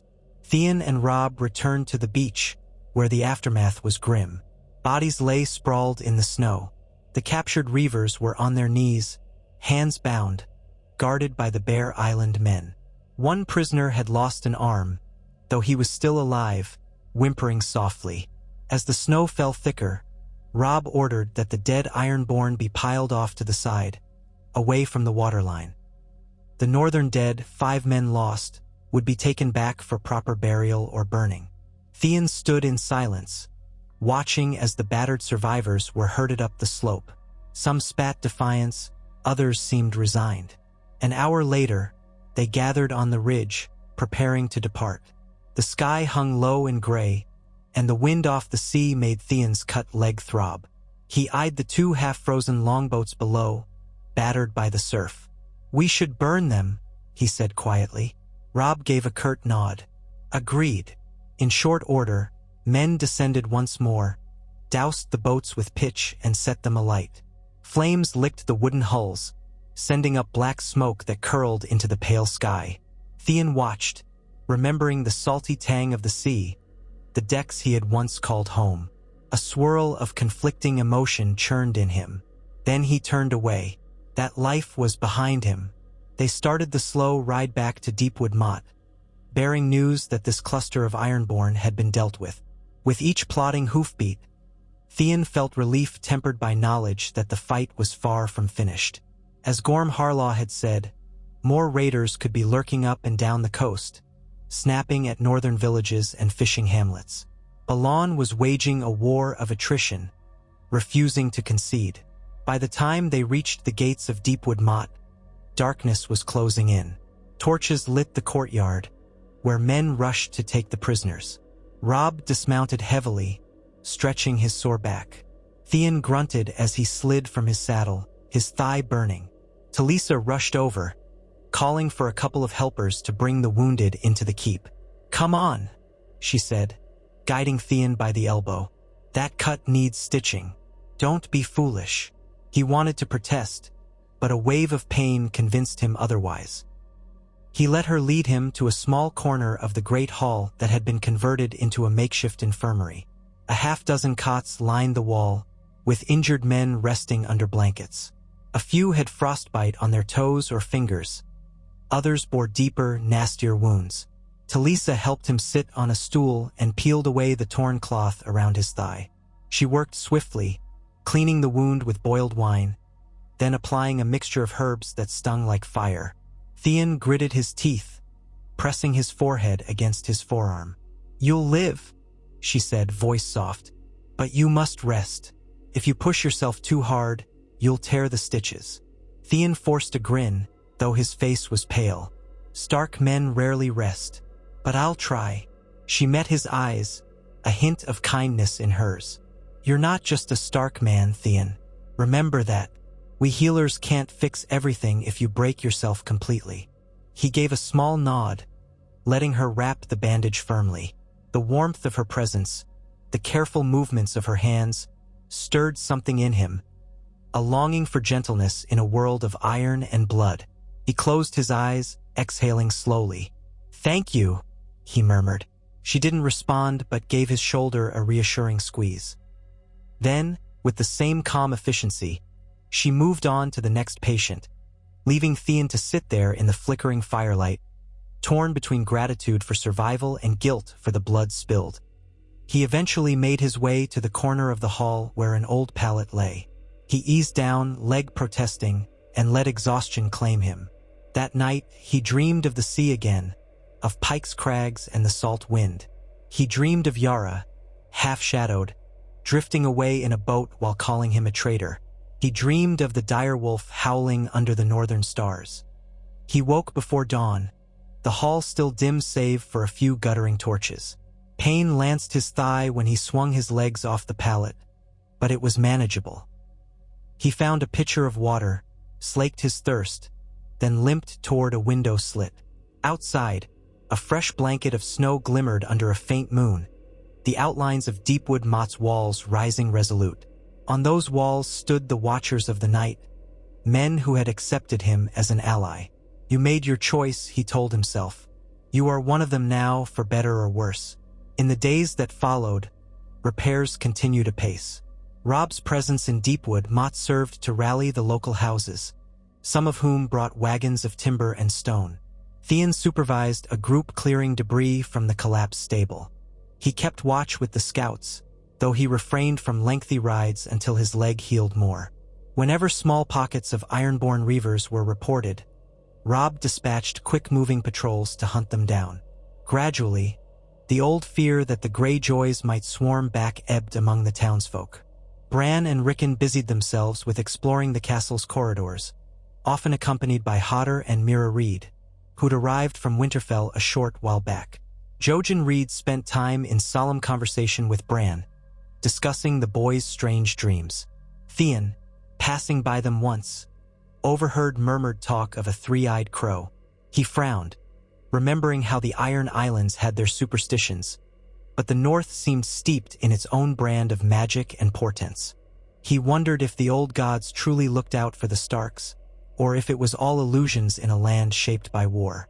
Catelyn Stark pulled Theon aside one afternoon as he was returning from the courtyard.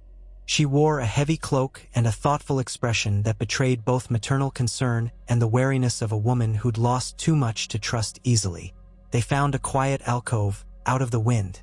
She studied his face in the dim light, her voice even. "Robb tells me you're doing well, Theon. You've led scouts, fought for us, bled for us." He felt a knot in his stomach. Catelyn's approval was never lightly given. "I do what I can, my lady." She nodded slowly, her gaze not quite softened but lacking the hardness it once held for him.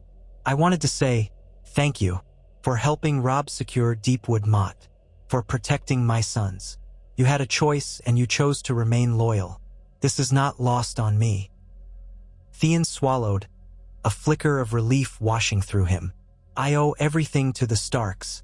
Whatever I can do to keep them safe, I will." She paused, as if weighing her words. "You might have told me that once in Winterfell and I would have doubted you, but now you've proved your worth. No matter how this war ends, Theon, you'll have a place in our hearts. But be wary. This war is far from done, and the North can be as cold to its enemies as it is warm to its friends.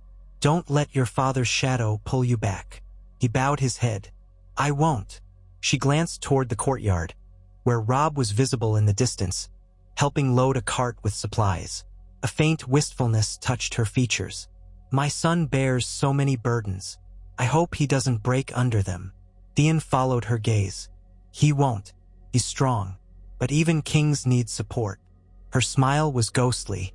"Indeed." With that, she left him standing in the alcove, her footsteps echoing softly on the old stones. News of the wider war trickled in slowly. Ravens arrived sporadically. One reported that Tywin Lannister had been reinforced by troops from the Reach after Renly Baratheon's death, forging an alliance through Margaery Tyrell's betrothal to King Joffrey. Another claimed that Stannis' fleet had been crushed at Blackwater Bay, leaving King's Landing in the Lannisters' hands. Theon found it hard to keep track of all the southern intrigues. The North was effectively isolated from those power struggles now. Word also came of Walder Frey's restlessness. The Lord of the Crossing was vexed that Robb had delayed fulfilling his betrothal pact. Theon could see Robb grow tense whenever the Freys were mentioned. The young king's glances at Talisa hinted at an attachment that threatened to upend the carefully laid political arrangement. Theon didn't envy Robb that dilemma. While Theon had turned away from his family for the Starks, Robb's vow to the Freys was not so easily broken. The winter storms worsened, but the ironborn presence in the region seemed to dwindle. With each passing week, the lines of loyalty in the north solidified behind Robb. Lords from as far as the Rills, from White Harbor, even a few from the mountainous clans, sent word of their support, though all were battered by the ironborn assaults. Lord Wyman Manderley wrote to say he had retaken some holdfasts on the coast near the Bight, capturing or killing scores of reavers. Theon felt a savage satisfaction imagining the ironborn forced off those shores. Yet one letter carried grim tidings. Moat Cailin, the key fortress guarding the Neck, was rumored to be in ironborn hands, leftovers from Yara's infiltration before she advanced inland. A relatively small garrison of reavers held the ruined towers, blocking or harassing any movement from the south to the north by land. While the Neck's swamps could be circumvented by men who knew the region well, Moat Cailin was still a strong symbolic position. Robb recognized its importance. "If we mean to secure the north fully, we must retake Moat Cailin," he declared in the latest war council, held in Deepwood Mot's Great Hall. "But that means traveling south again beyond the Neck, and the Freys will hear of it. Our position in the riverlands is precarious." The Great John growled under his breath. "Bloody reavers. Why can't they just give up?" Caitlin and Lady Mormont exchanged looks. Finally, Caitlin spoke. You might need to deal with Walder Frey sooner than later. If you move an army back south, you'll likely pass near the twins. Lord Frey will not appreciate you doing so without acknowledging the betrothal. Robb's jaw tightened. I gave my word, yet fate has changed so many things. His gaze flicked to Talisa, who stood by the hearth, silent but attentive. Still, we must handle Moat Cailin, or the north remains vulnerable. Theon folded his arms. Moat Cailin can be a nightmare to assault. The towers are partly ruined, but the causeway through the swamps is a bottleneck. We'll lose men if we rush in blindly. Lord Glover nodded. A frontal assault would be costly, no question. I've scouted Moat Cailin 100 times, Theon continued. In better days, we held it with minimal troops because the region does half the work for you. Bogs, sinkholes, all sorts of hazards. If we can force the ironborn to sally out, or if we can approach stealthily through lesser-known paths, we might catch them unawares. Roose Bolton was present, having arrived in Deepwood Mot recently with some of his men. He had been busy rooting out ironborn in the eastern foothills, or so he claimed. Pale-faced and reserved, Bolton tapped long fingers on the table. The mere sight of a large army might prompt them to remain behind the walls. They'll pick us off with crossbows if we approach along the main causeway. But if, as you say, there are paths known to local scouts, we may exploit those. Robb studied the map spread across the table.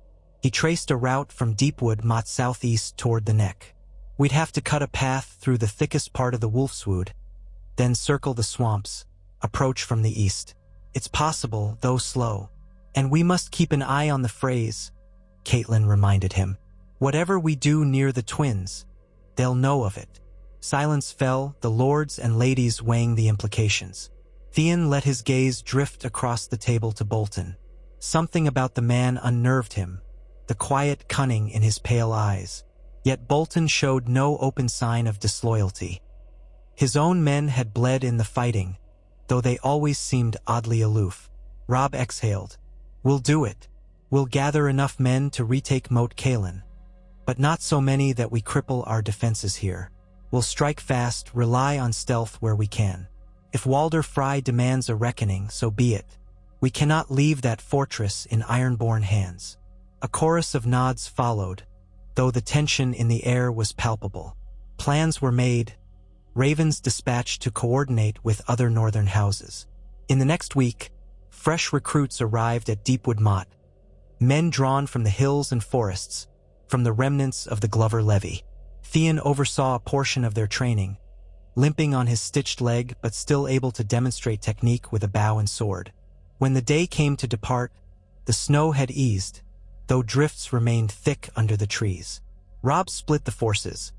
A significant garrison stayed behind at Deepwood Mot to safeguard the area, while the main column, around 3,000 men, prepared to march south under Robb's banner. Bolton would command another contingent that would push along the eastern coastline, hunting any remaining ironborn and eventually linking up near the neck. Caitlin chose to ride with Robb, determined to keep her family together, especially with talk of passing near the Freys' domain. Bran and Rickon, however, would stay behind with Ser Roderick Castle. They needed stability, and the road to Moat Cailin promised new battles. Bran had argued against it, wanting to see more of the realm he was to inherit someday, but Caitlin insisted on their safety. Rickon, sullen, clung to Shaggy Dog and refused to speak to Theon, as though resenting everyone for leaving. Theon tried to assure the boy that they would return, but Rickon only glared. Nevertheless, the day of departure arrived. The courtyard buzzed with preparation. Men hoisted packs onto horses, loaded wagons with supplies, stacked barrels of salted fish and dried apples. The king in the north donned his armor, leaning close as Talisa adjusted a strap on his gauntlet. For a moment, Theon saw the flicker of something intimate between them. A look in the eye, a soft brush of fingers. Then it was gone, replaced by the stoicism demanded by war. Theon secured his own gear, checking the bandage on his thigh. It was still sore, but he could ride and fight if needed. He was determined not to show any weakness. He was Robb's man, and they had another fortress to reclaim. They left Deepwood Mot to the sound of horns and the flutter of banners in the cold wind. Lord Glover and Lady Mormont watched from the walls, along with Bran, Rickon, and Ser Roderick. Cailin, riding in a stout carriage at the center of the column, looked back, brow knitted in worry. Theon rode near Robb at the vanguard, gray wind loping alongside them. The journey south through the Wolfswood was long and punishing. Snow sometimes gave way to icy rain, turning the forest floor into mud that sucked at boots and wagon wheels. The men grumbled, though they soldiered on. They hunted deer and boar when they could, supplementing the packed rations. Once, Theon shot a huge stag with an arrow from a remarkable distance, drawing cheers from nearby men. He felt a burst of pride, remembering hunts with Robb in the old days, but also a pang at how much had changed. As they traveled, they encountered small pockets of northern folk eking out a living in hidden cabins. Many of these people had fled from ironborn raids, surviving by trapping and foraging.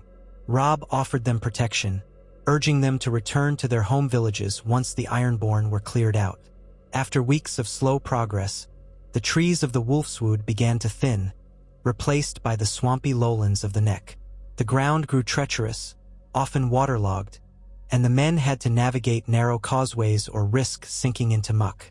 Reeds and twisted roots lined the edges of the path. Mosquitoes and biting flies swarmed at dawn and dusk, tormenting both man and beast.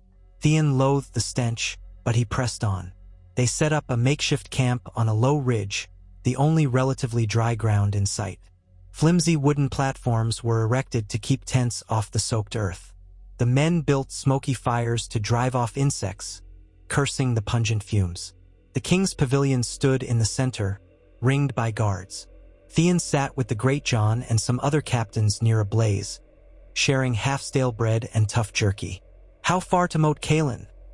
asked one of the river lords who had come north with Robb, Ser Robin Ryger, a man with a hawk-like nose and sunken eyes. The Great John clapped him on the back. "A day, maybe two, depending on how thick the bog is. Theon knows more about it." All eyes shifted to Theon. He chewed and swallowed before speaking. "We'll come upon the old southern road soon. Once we do, Moat Cailin isn't far. 3 tall towers in varying states of ruin, a short stone wall connecting them. But it's enough to block the causeway." Ser Robin grimaced. "And the reavers hold that choke point?" "Aye, so the ravens say, but they won't have more than a few hundred men at most. Likely fewer. The ironborn aren't numerous enough to hold the entire Neck. They're just a thorn in our side." "But a sharp one," grumbled the Great John.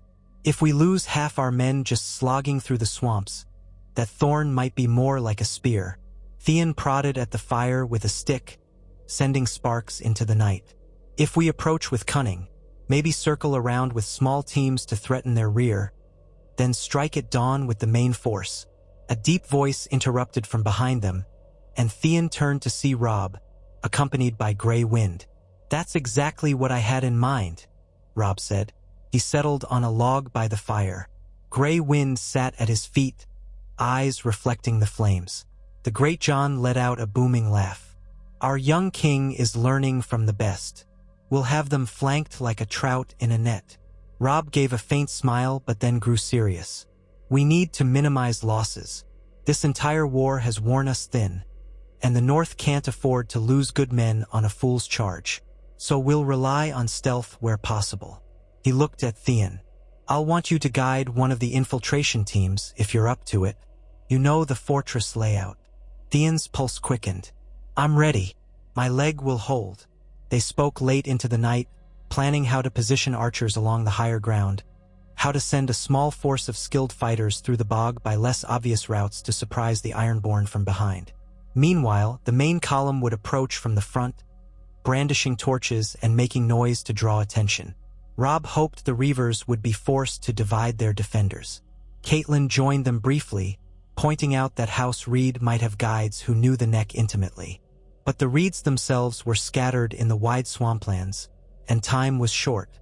They had only a few Crannogman allies present, not nearly enough for a large-scale infiltration. Still, any advantage in the swamps was worth seizing. At last, they doused the fire and retired to rest. The next morning dawned gray and damp, with a bitter wind scuttling across the marshes. The army slogged onward, following a winding causeway that sometimes disappeared under shallow water. Horses snorted uneasily, and the men muttered curses whenever they slipped in the mud. Shortly after midday, a scout galloped back to Robb's position. "My king," he said breathlessly. "Moat Cailin is ahead. We saw the towers on the horizon, ironborn banners flying." Robb halted the column.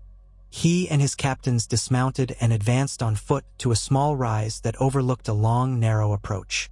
Indeed, there were 3 crumbling towers in the distance, black silhouettes against the cloudy sky. The old fortress spanned what solid ground remained, with bogs and sinkholes on either side. Even from this distance, Theon could see the glint of watchfires or torches atop the towers. "Just as we feared," Robb murmured. The army made camp on higher ground, still well out of bowshot from the fortress. There was little shelter, only scattered clumps of twisted trees. Men hammered in spikes to secure tents, half sinking in muck as they worked. Theon could sense the tension in the air. Moat Cailin was not just another holdfast, but a vital key to the North's gates, revered for centuries. That evening, Robb called a final war council within his pavilion. Dozens of lords and captains crowded inside, some standing, others perched on crates. Caitlin stood near the back with Talisa, eyes worried. Theon, the Great John, Ser Robin Ryger, and a handful of other war-seasoned men gathered around a rough table on which lay a tattered map. Robb pointed. "Here is the causeway, our main approach. They'll expect us to come from there. We'll send the bulk of our forces in full view, shields, torches, drums. While they man the walls, a smaller contingent will slip around to the east, through these swamps. Theon will lead them, along with a few crannogmen who know a path of firmer ground." All eyes fell on Theon. He felt his heart pound. "We can approach from behind if the path is truly navigable. Once we're in position, we'll signal with a horn blast. That's when you launch the frontal assault, drawing their attention. Then we scale the walls or find any breaches. If we hit them from both sides at once, they might break." The Great John bared his teeth in a grin. "I like it. Send the reavers screaming for their mothers." Roose Bolton spoke softly from a dark corner. "What if they don't break so easily? The ironborn can be tenacious." Robb exhaled. "Then we press the assault. We cannot leave them there. But hopefully, facing a two-sided attack will force them to surrender or flee. They have nowhere to run, except into the bog." Murmurs of agreement spread through the tent. Robb spent another hour assigning men to various roles. He insisted on leading the frontal assault personally, which made Caitlin pale. But no one could deny his leadership on the battlefield. At last, the council dismissed. Theon lingered as the others filed out, wanting a private moment with Robb. The king in the north was running a hand over Grey Wind's thick fur, brow creased in thought. He looked tired, dark circles under his eyes, worry lines etched around his mouth. "Thank you for trusting me," Theon said quietly. Robb glanced up. "You've earned that trust many times over, Theon. I just hope this plan works. Moat Cailin is no trifling matter." "It will," Theon said, trying to inject confidence. "We know their tactics. They can't hold once we surround them." A faint smile tugged at Robb's lips. "Tomorrow, then, we'll see how sturdy those old walls really are." Theon bowed his head and stepped out into the cold night air. A damp breeze slithered across the camp, making the torches flicker. Men tried to find what rest they could, but the tension was palpable. Theon retreated to his tent, checking his gear once more, testing his bowstring. He lay down on a musty bedroll, gazing at the tent's ceiling where shadows danced. He thought of Pike, of the father who had once tried to teach him ironborn ways, and of the mother he could barely remember. He thought of the children in the north, Bran, Rickon, and the memories of Sansa and Arya who were far away. He wondered if they would ever see a day of peace. Then he turned his thoughts to the morning's battle, forcing himself to plan every step, Every slope, every possible ambush. In time, exhaustion claimed him. Dawn arrived in a veil of pale gray. The bogland was cloaked in mist, swirling around the twisted trees and half-submerged roots. Men broke their fast with hard bread and salted pork. Theon joined the infiltration party at the eastern edge of the camp, where 2 crannogmen, sinewy, small, with reed spears, waited to guide them. A contingent of about 100 men formed up, including several archers.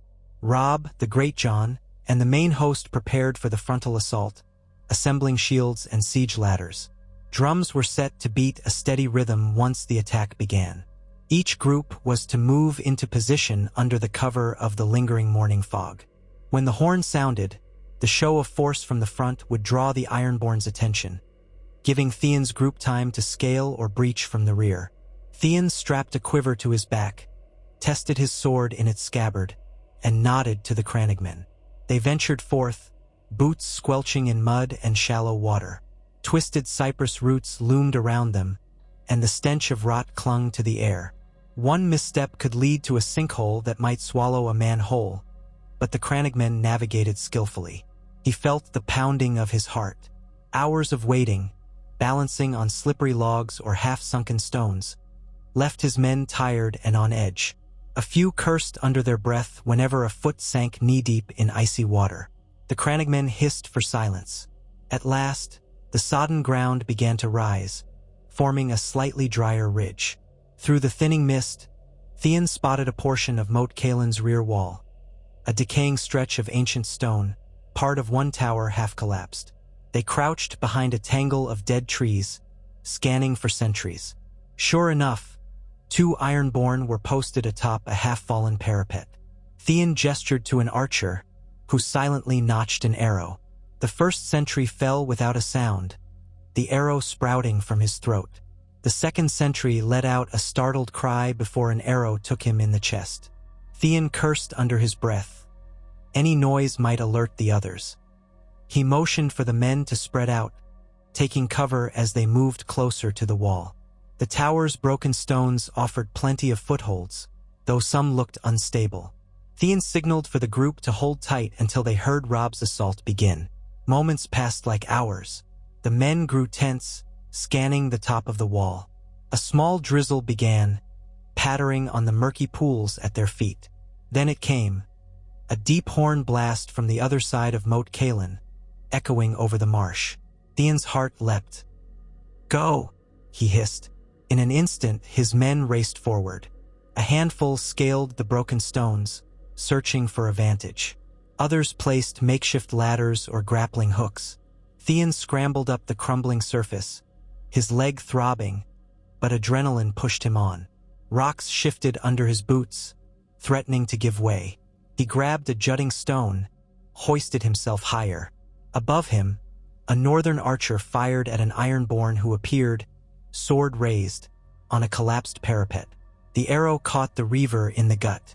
Finally, Theon hauled himself onto the parapet. He took a brief second to assess. They were on the rear side of the fortress, an open courtyard below, half flooded by swamp water. The main portion of the fortress was to the west, where the ground rose to the 3 main towers. A cluster of ironborn in the courtyard were rushing to meet the intruders, while in the distance, Theon heard the clash of steel and the shouting of men. Robb's frontal attack must be well underway. He bared his teeth, drawing his sword. "For the north!" he shouted, surprising even himself with the fervor in his voice. His men echoed the cry, leaping down into the courtyard. The ironborn defenders braced with axes and spears, but they were outnumbered here. Theon saw the glint of a kraken sigil on one man's shield and felt a surge of anger. He parried the man's spear thrust, twisted around, and slashed him across the back. Another reaver aimed a crossbow, but Theon dove behind a fallen piece of wall. The bolt whistled overhead.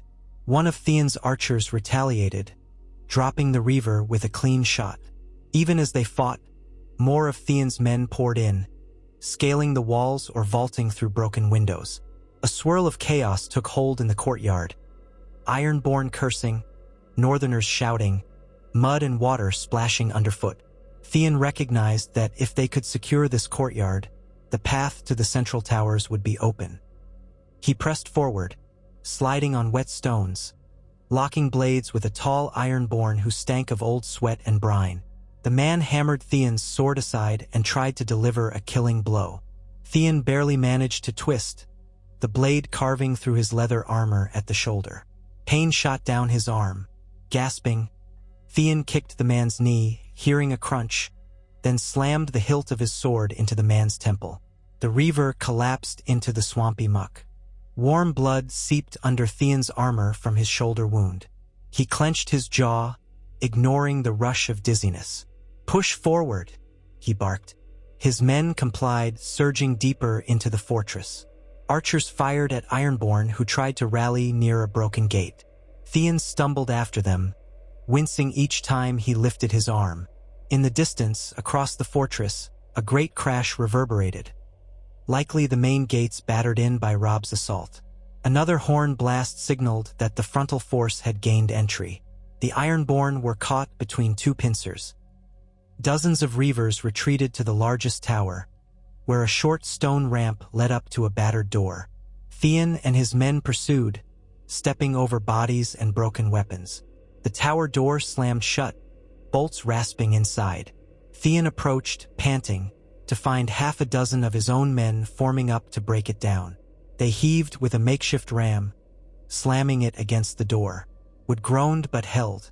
Theon pressed a hand to his shoulder, grimacing as more blood trickled between his fingers. Adrenaline kept him upright.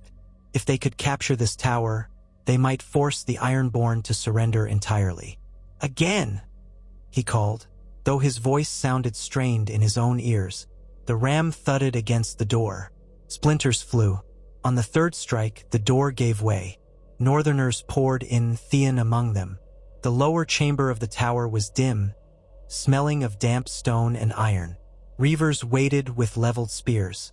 Theon ducked the first thrust, slashed one man across the belly. The clash of steel filled the confined space, echoing from the walls. Someone screamed, though Theon couldn't tell who. Once the initial line of Ironborn fell, the rest scrambled up a spiral staircase. Theon hobbled after them.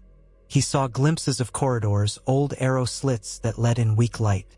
The top floor was a broad circular space with a battered roof. More reavers crouched behind overturned furniture, crossbows aimed. "We have them pinned!" a northern archer shouted from behind Theon. A barrage of arrows flew at the reavers, forcing them to duck. Theon, sword in hand, felt his wound throbbing. He tasted copper on his tongue. But there was no time for caution. He advanced in a crouch, stepping over a broken bench. One reaver popped up to loose a crossbow bolt, which hissed past Theon's ear and clattered off stone. Theon lunged, driving his blade through the reaver's chest. The man gurgled, collapsing. Swords clanged behind him. Another reaver cornered, threw down, and his weapon in surrender. His companion lunged once more at Theon, forcing him into a parry that jarred his wounded shoulder. Theon cried out in pain, but twisted free and finished the man with a savage slash to the neck. Then silence. Blood pounded in Theon's ears. He wiped sweat and rain from his brow, searching the chamber. Half a dozen Ironborn lay dead or dying. Two crouched with their hands in the air, eyes wide and terrified. A handful of Theon's men were wounded or slumped against the walls. He staggered, nearly dropping to one knee. The pain in his shoulder flared. An archer ran up to steady him. "Easy, M-Lord. Let's get you patched." Before Theon could reply, he heard horns outside. Northern horns, blowing a triumphant call. He forced himself to limp to a window slit, leaning heavily on the stone. Through the swirling mist, he saw the causeway and the main courtyard filled with men bearing direwolf banners. Robb's banner. The fortress was taken. Theon's heart soared, even as pain racked his body. Moat Cailin, that ancient sentinel of the neck, was theirs again. The Ironborn had either died or surrendered. No more Greyjoy banners would fly here. He closed his eyes. It was done. An hour later, once the fighting ceased entirely, Robb found Theon resting in the tower. Blood stained Theon's clothes, and Talisa was already there, pressing a cloth to his shoulder wound. Robb's armor was dented, his face streaked with mud and soot, but relief shone in his eyes. Grey wind nosed at Theon's leg, sniffing the tang of iron in the air.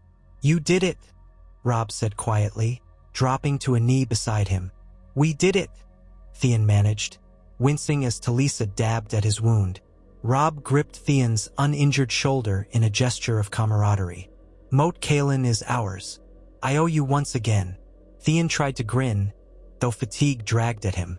"At this rate, you'll be owing me half the north." Robb huffed a tired laugh. "Let's not let it come to that." Talisa's expression was focused, her hands sure. "This cut is deep. You'll need stitches and rest." Theon felt his vision blur slightly. "Fine. Stitches, then. But no rest until we're certain the Reavers are all dealt with." Robb exchanged a look with Talisa, part amusement, part concern.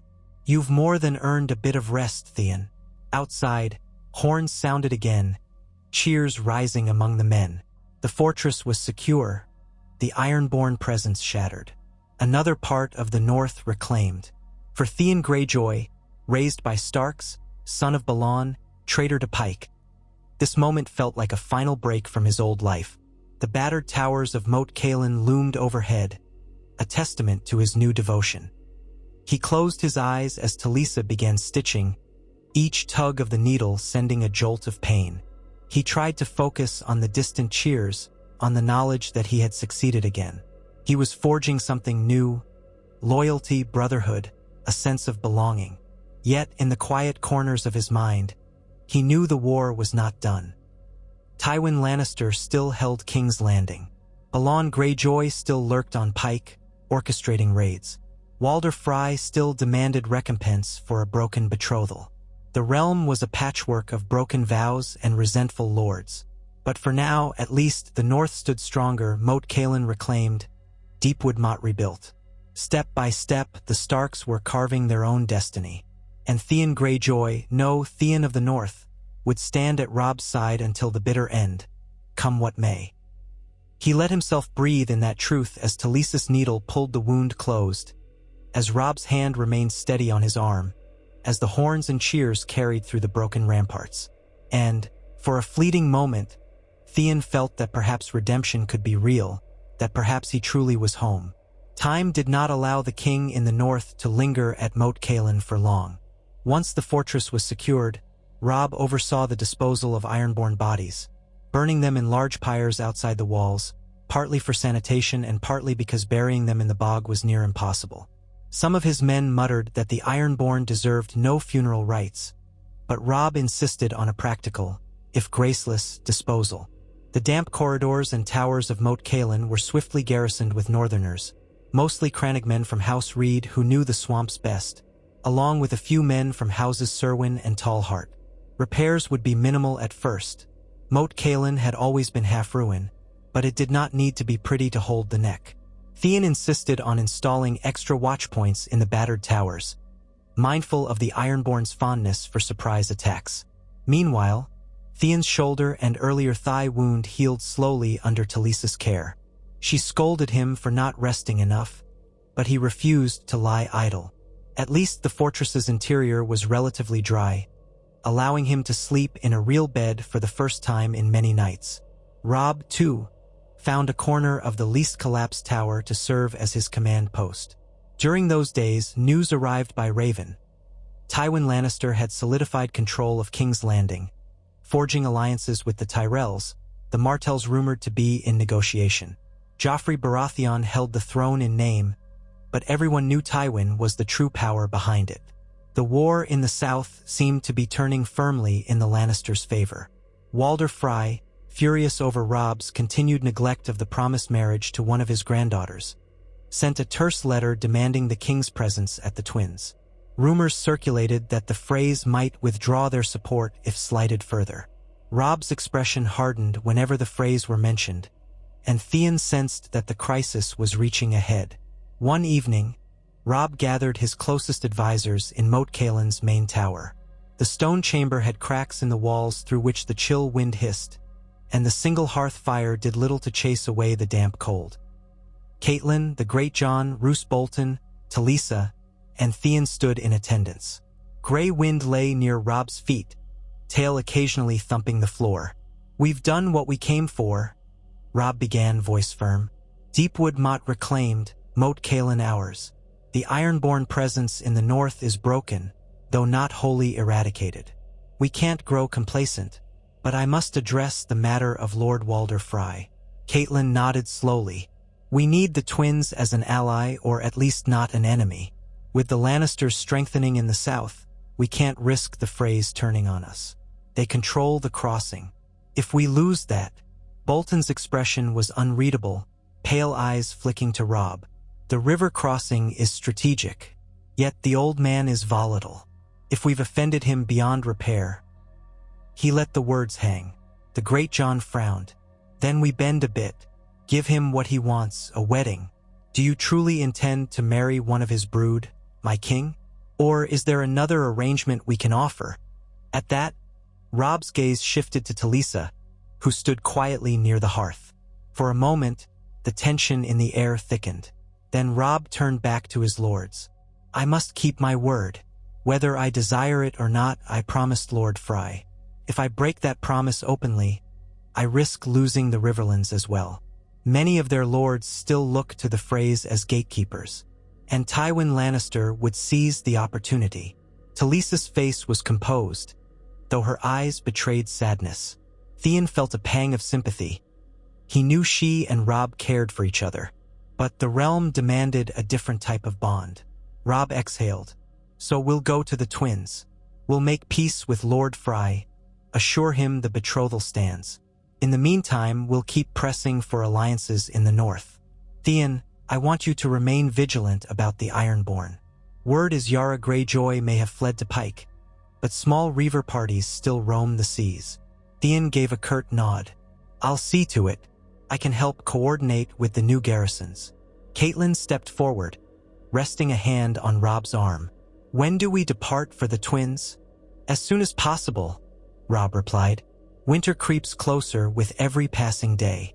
We need to settle this matter before the snows become impassable." A hush settled over the room.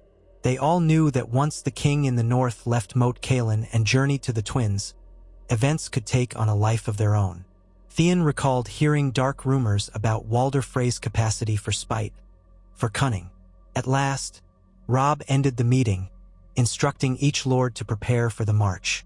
Theon lingered by the hearth, soaking in its meager warmth, pondering the next steps. Talisa, too, stayed behind when the others left. After a long silence, she spoke softly. "He marries another." Theon ran a hand through his hair. "That was always the arrangement, though I think Robb hoped to find a way around it. War leaves little room for hope." She studied the dying embers, eyes glistening. "We love who we love, but a king's duty is unforgiving." Theon could find no comfort to offer, so he simply stood beside her until the coals turned to ash. Within a week, the Northmen were once more on the move. A skeleton garrison remained at Moat Cailin, while Robb's main host pressed south to cross the neck, heading for the twins. The swamps seemed even more treacherous in the deepening cold, but the men had grown used to mud and biting flies by now. Some grumbled that they should stay in the north, but Robb insisted. House Frey's demands could not be ignored, not if the north wanted to retain any path to the riverlands. Caitlin accompanied Robb, as did Talisa, even though the very nature of Robb's betrothal was a wound that might never heal. The Greatjon tried to keep spirits high, boasting of the feasting to come at the twins. Roose Bolton rode near the rear with his men, quietly watchful. Theon alternated between scouting ahead and helping coordinate the wagons. They crossed into the riverlands at last, passing devastated villages and farmland still showing scars of earlier battles. The men whispered about Lannister foragers, but none appeared. Tywin was presumably far to the south, entangled in King's Landing politics. Edmure Tully remained at Riverrun, presumably holding the seat of House Tully. As they drew closer to the twins, the tension mounted. The abruptness of their approach must have alarmed Walder Frey, for a column of Frey riders met them a few leagues out, bearing the Frey sigil of twin towers on a pale field. One rider, a tall man with a hooked nose, introduced himself as Ryman Frey, a grandson of Walder. He greeted Robb stiffly, eyes flicking in disapproval at the presence of Talisa. "My lord grandfather awaits you at the Twins," Ryman said, voice cold. "He expects you'll show proper courtesy." Robb kept his composure. "Of course, we come in peace, ready to honor our agreements." "Then follow me," Ryman replied. They continued onward. Theon spotted the forbidding silhouette of the Twins rising from the landscape, a pair of identical castles, joined by a fortified bridge over the Green Fork. In the fading light, the structure's walls and towers seemed to loom like silent sentinels. Frey banners flapped in the wind, and Theon felt unease coil in his gut. At the gates, a host of Frey men-at-arms awaited, along with Walder's numerous family members. The old man himself was nowhere to be seen, presumably waiting in the castle's great hall or some vantage point. Ryman Frey escorted Robb's party inside. The courtyard was cramped and austere. Frey soldiers lined the walls, watching with unreadable expressions. Theon stayed close to Robb, scanning every face for signs of treachery. He recalled the rumors that the Freys could not be trusted, that Walder Frey's ambition might run deeper than mere bruised pride. Still, they had come this far. Inside the main hall of the Eastern Tower, they were greeted by none other than Walder Frey, perched on a high seat near the dais. He was ancient, with watery eyes and a mouth that twisted with cunning. A host of Frey offspring surrounded him. Sons, daughters, grandsons, granddaughters, an entire clan of suspicious faces. Robb approached the dais, flanked by Cailin and Theon, with Bolton, the Greatjon, and others behind. Talisa remained near the rear, head lowered slightly to avoid drawing attention. Walder Frey lifted his withered hand. "So, the king in the north deigns to visit. And about time, too. I was beginning to think you'd forgotten your sworn word." Robb bowed stiffly. "I have not forgotten, Lord Frey. I come to fulfill my pledge, to discuss the marriage terms as agreed, and ensure our friendship endures." Frey's mouth curled in a mocking smile. "Friendship? Humph. We'll see what my brood thinks of that." His gaze swept over the retinue, pausing on Theon. "Oh, you've brought the Greyjoy pup with you. Or is he a wolf now?" Disdain dripped from his tone, and Theon felt his cheeks burn, but he held his tongue. Walder snorted. "Well, there's plenty of room in the kennels, if you prefer to sleep among the dogs." Before Theon could muster a response, Robb interjected. "Lord Frey, we've had a long journey. Perhaps we can settle details over a proper meal." Walder considered, leaning back in his seat. "Fine, you'll be my guest. We'll feast in 2 nights, once the arrangements are made. Until then, I trust you'll behave yourselves." His rheumy eyes flicked to Talisa, though he made no overt comment. "We'll discuss which granddaughter suits you best, Your Grace." A hush fell, thick with tension. Robb bowed again, an effort in humility. "As you wish, my lord." That night, the Northmen were quartered in the Twins' guest chambers, though the accommodations felt cramped and watchful. Frey guards roamed the corridors. Doors were locked from the outside at certain hours. Theon stood in a torchlit passage, arms folded, listening to the Greatjon grumble about Frey arrogance and damnable cold welcomes. Cailin quietly urged patience. "Lord Walder thrives on slighting others. It's a game to him. We must endure." Robb said little, though his tight jaw betrayed frustration. The following day, Walder Frey summoned Robb for private talks.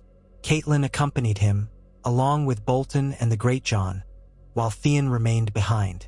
Hours passed, and word spread that Walder wanted additional concessions, portions of land, trade privileges, a closer tie to the North's new monarchy. Theon's hackles rose at the idea that Frey might extort them, but he also knew the crossing was vital. Meanwhile, the Freys hosted a half-hearted welcome supper in a large side hall that evening. Theon sat with northern soldiers at one table while the Frey family dominated the other. Walder himself did not attend, sending one of his numerous grandsons to preside. The tension was palpable and the food was bland. If this was their idea of hospitality, it spoke volumes. That night, Theon patrolled the corridors, uneasy. He heard rumors, servants whispering that some among the Freys disliked the arrangement, that old Walder had something bigger planned, that an unholy alliance might be in the works. Theon tried to dismiss these rumors, yet he couldn't fully shake his sense of foreboding. He had grown used to trusting his instincts in war. Right now, those instincts were telling him something was off. On the appointed evening, the feast was laid in the twins' great hall. Long trestle tables sagged under platters of roasted meats, dried fruits, bread, and flagons of ale. Musicians tuned instruments in the corner, and a large contingent of Fry-kin assembled, dressed in their best. Northern lords and soldiers took their seats. Robb Stark, wearing a fine doublet of dark gray and a direwolf cloak, sat at the high table with Walder Frey, flanked by Cailin and a few key advisors. Talisa was conspicuously absent, presumably relegated to a back seat if present at all. The hall reverberated with forced merriment as Walder insisted on toasts. Theon, seated a few tables away, sipped from a silver goblet of thin ale, scanning the room. Frey men-at-arms stood by the walls, more than might be usual for a feast. Theon's instincts prickled. He noticed Roose Bolton glancing about as well, lips pressed tight. The Great John was already halfway into his cups, occasionally roaring with laughter at some bawdy joke. Walder rose from his seat with a theatrical show of age. The conversation dulled. "All these fine guests," he drawled, "come to see the king in the north keep his vow. Now, I've paraded my granddaughters before him. He's chosen a sweet young thing. My dear daughter Joyous, no, was it Fairwalda? Or was it Mary? So many, I can't keep track." He cackled and some phrase tittered. Robb stood as well, face a mask of polite composure. "I'm grateful for your generosity, Lord Frey, and I look forward to sealing our alliance." Walder's eyes glittered. "Aye, and we shall seal it. But first, let us have music." At his signal, the musicians began a tune. Not the usual lively reel for a wedding feast, but something slower, darker. Theon felt the hairs on the back of his neck stand up. He recognized no lyrics, but the tune reminded him of a funeral dirge. He caught the Greyjoy's eye. The large man shrugged, as if also finding it strange. A hush rippled through the hall as the door at the back opened. Frey men-at-arms filed in, accompanied by crossbowmen perched along the gallery. Theon stiffened. This was far more armed presence than normal. He met Robb's gaze across the crowd, saw confusion in the young king's eyes. Walder Frey leered, tapping a bony finger on the table. "You know, I've been thinking a lot about loyalty," he said, voice cutting through the hush. "How men pledge themselves to one lord, then break that pledge for another. How they come crawling back, wanting forgiveness or advantage. It's all quite tiresome for an old man." Robb's hand drifted near the hilt of his sword. Cailin looked alarmed, her gaze darting around. Theon's heart hammered. Walder continued, "You lot have caused me considerable insult, leaving me waiting, ignoring your vow, gallivanting around the north while I rotted here. My pride was wounded, you see, and a wounded man might strike back." A ripple of shock. Theon rose from his seat. Something was horribly wrong. Walder's grin stretched thin. "You come into my home. You expect me to wed off another granddaughter like a broodmare. And you bring that foreign wench?" He nodded in the direction where Talisa had presumably been banished. "As if my house is second best. I think not." Suddenly, the music swelled, and the crossbowmen in the gallery raised their weapons. Theon shouted a warning, "Robb!" but it was too late. Bolts rained down. Northerners screamed as they were struck. The Great John roared, flipping a table to shield himself. Robb spun, trying to draw his sword, but a flurry of bolts slammed into his torso. He staggered, eyes wide. Cailin shrieked. Chaos erupted. Frey soldiers charged from the sidelines, stabbing and cutting at the stunned Northmen. Theon lurched forward, grabbing his sword, narrowly deflecting a Frey spear thrust. All around him was carnage. Men collapsing, pinned by crossbow bolts, blood splattering the rushes underfoot. He glimpsed Walder Frey on the dais, cackling as if this were a grand joke. Then more bolts flew. Robb dropped to one knee, Grey Wind's savage growl cut short by a spear in his flank. The direwolf whined, snapping at attackers, but another spear found its mark. Theon's vision blurred with fury. He hacked at a Freyguard who tried to bar his way. The man's head nearly came off. Theon leapt over a fallen table, ignoring the bolt that tore a graze across his shoulder. He had to reach Robb, but the hall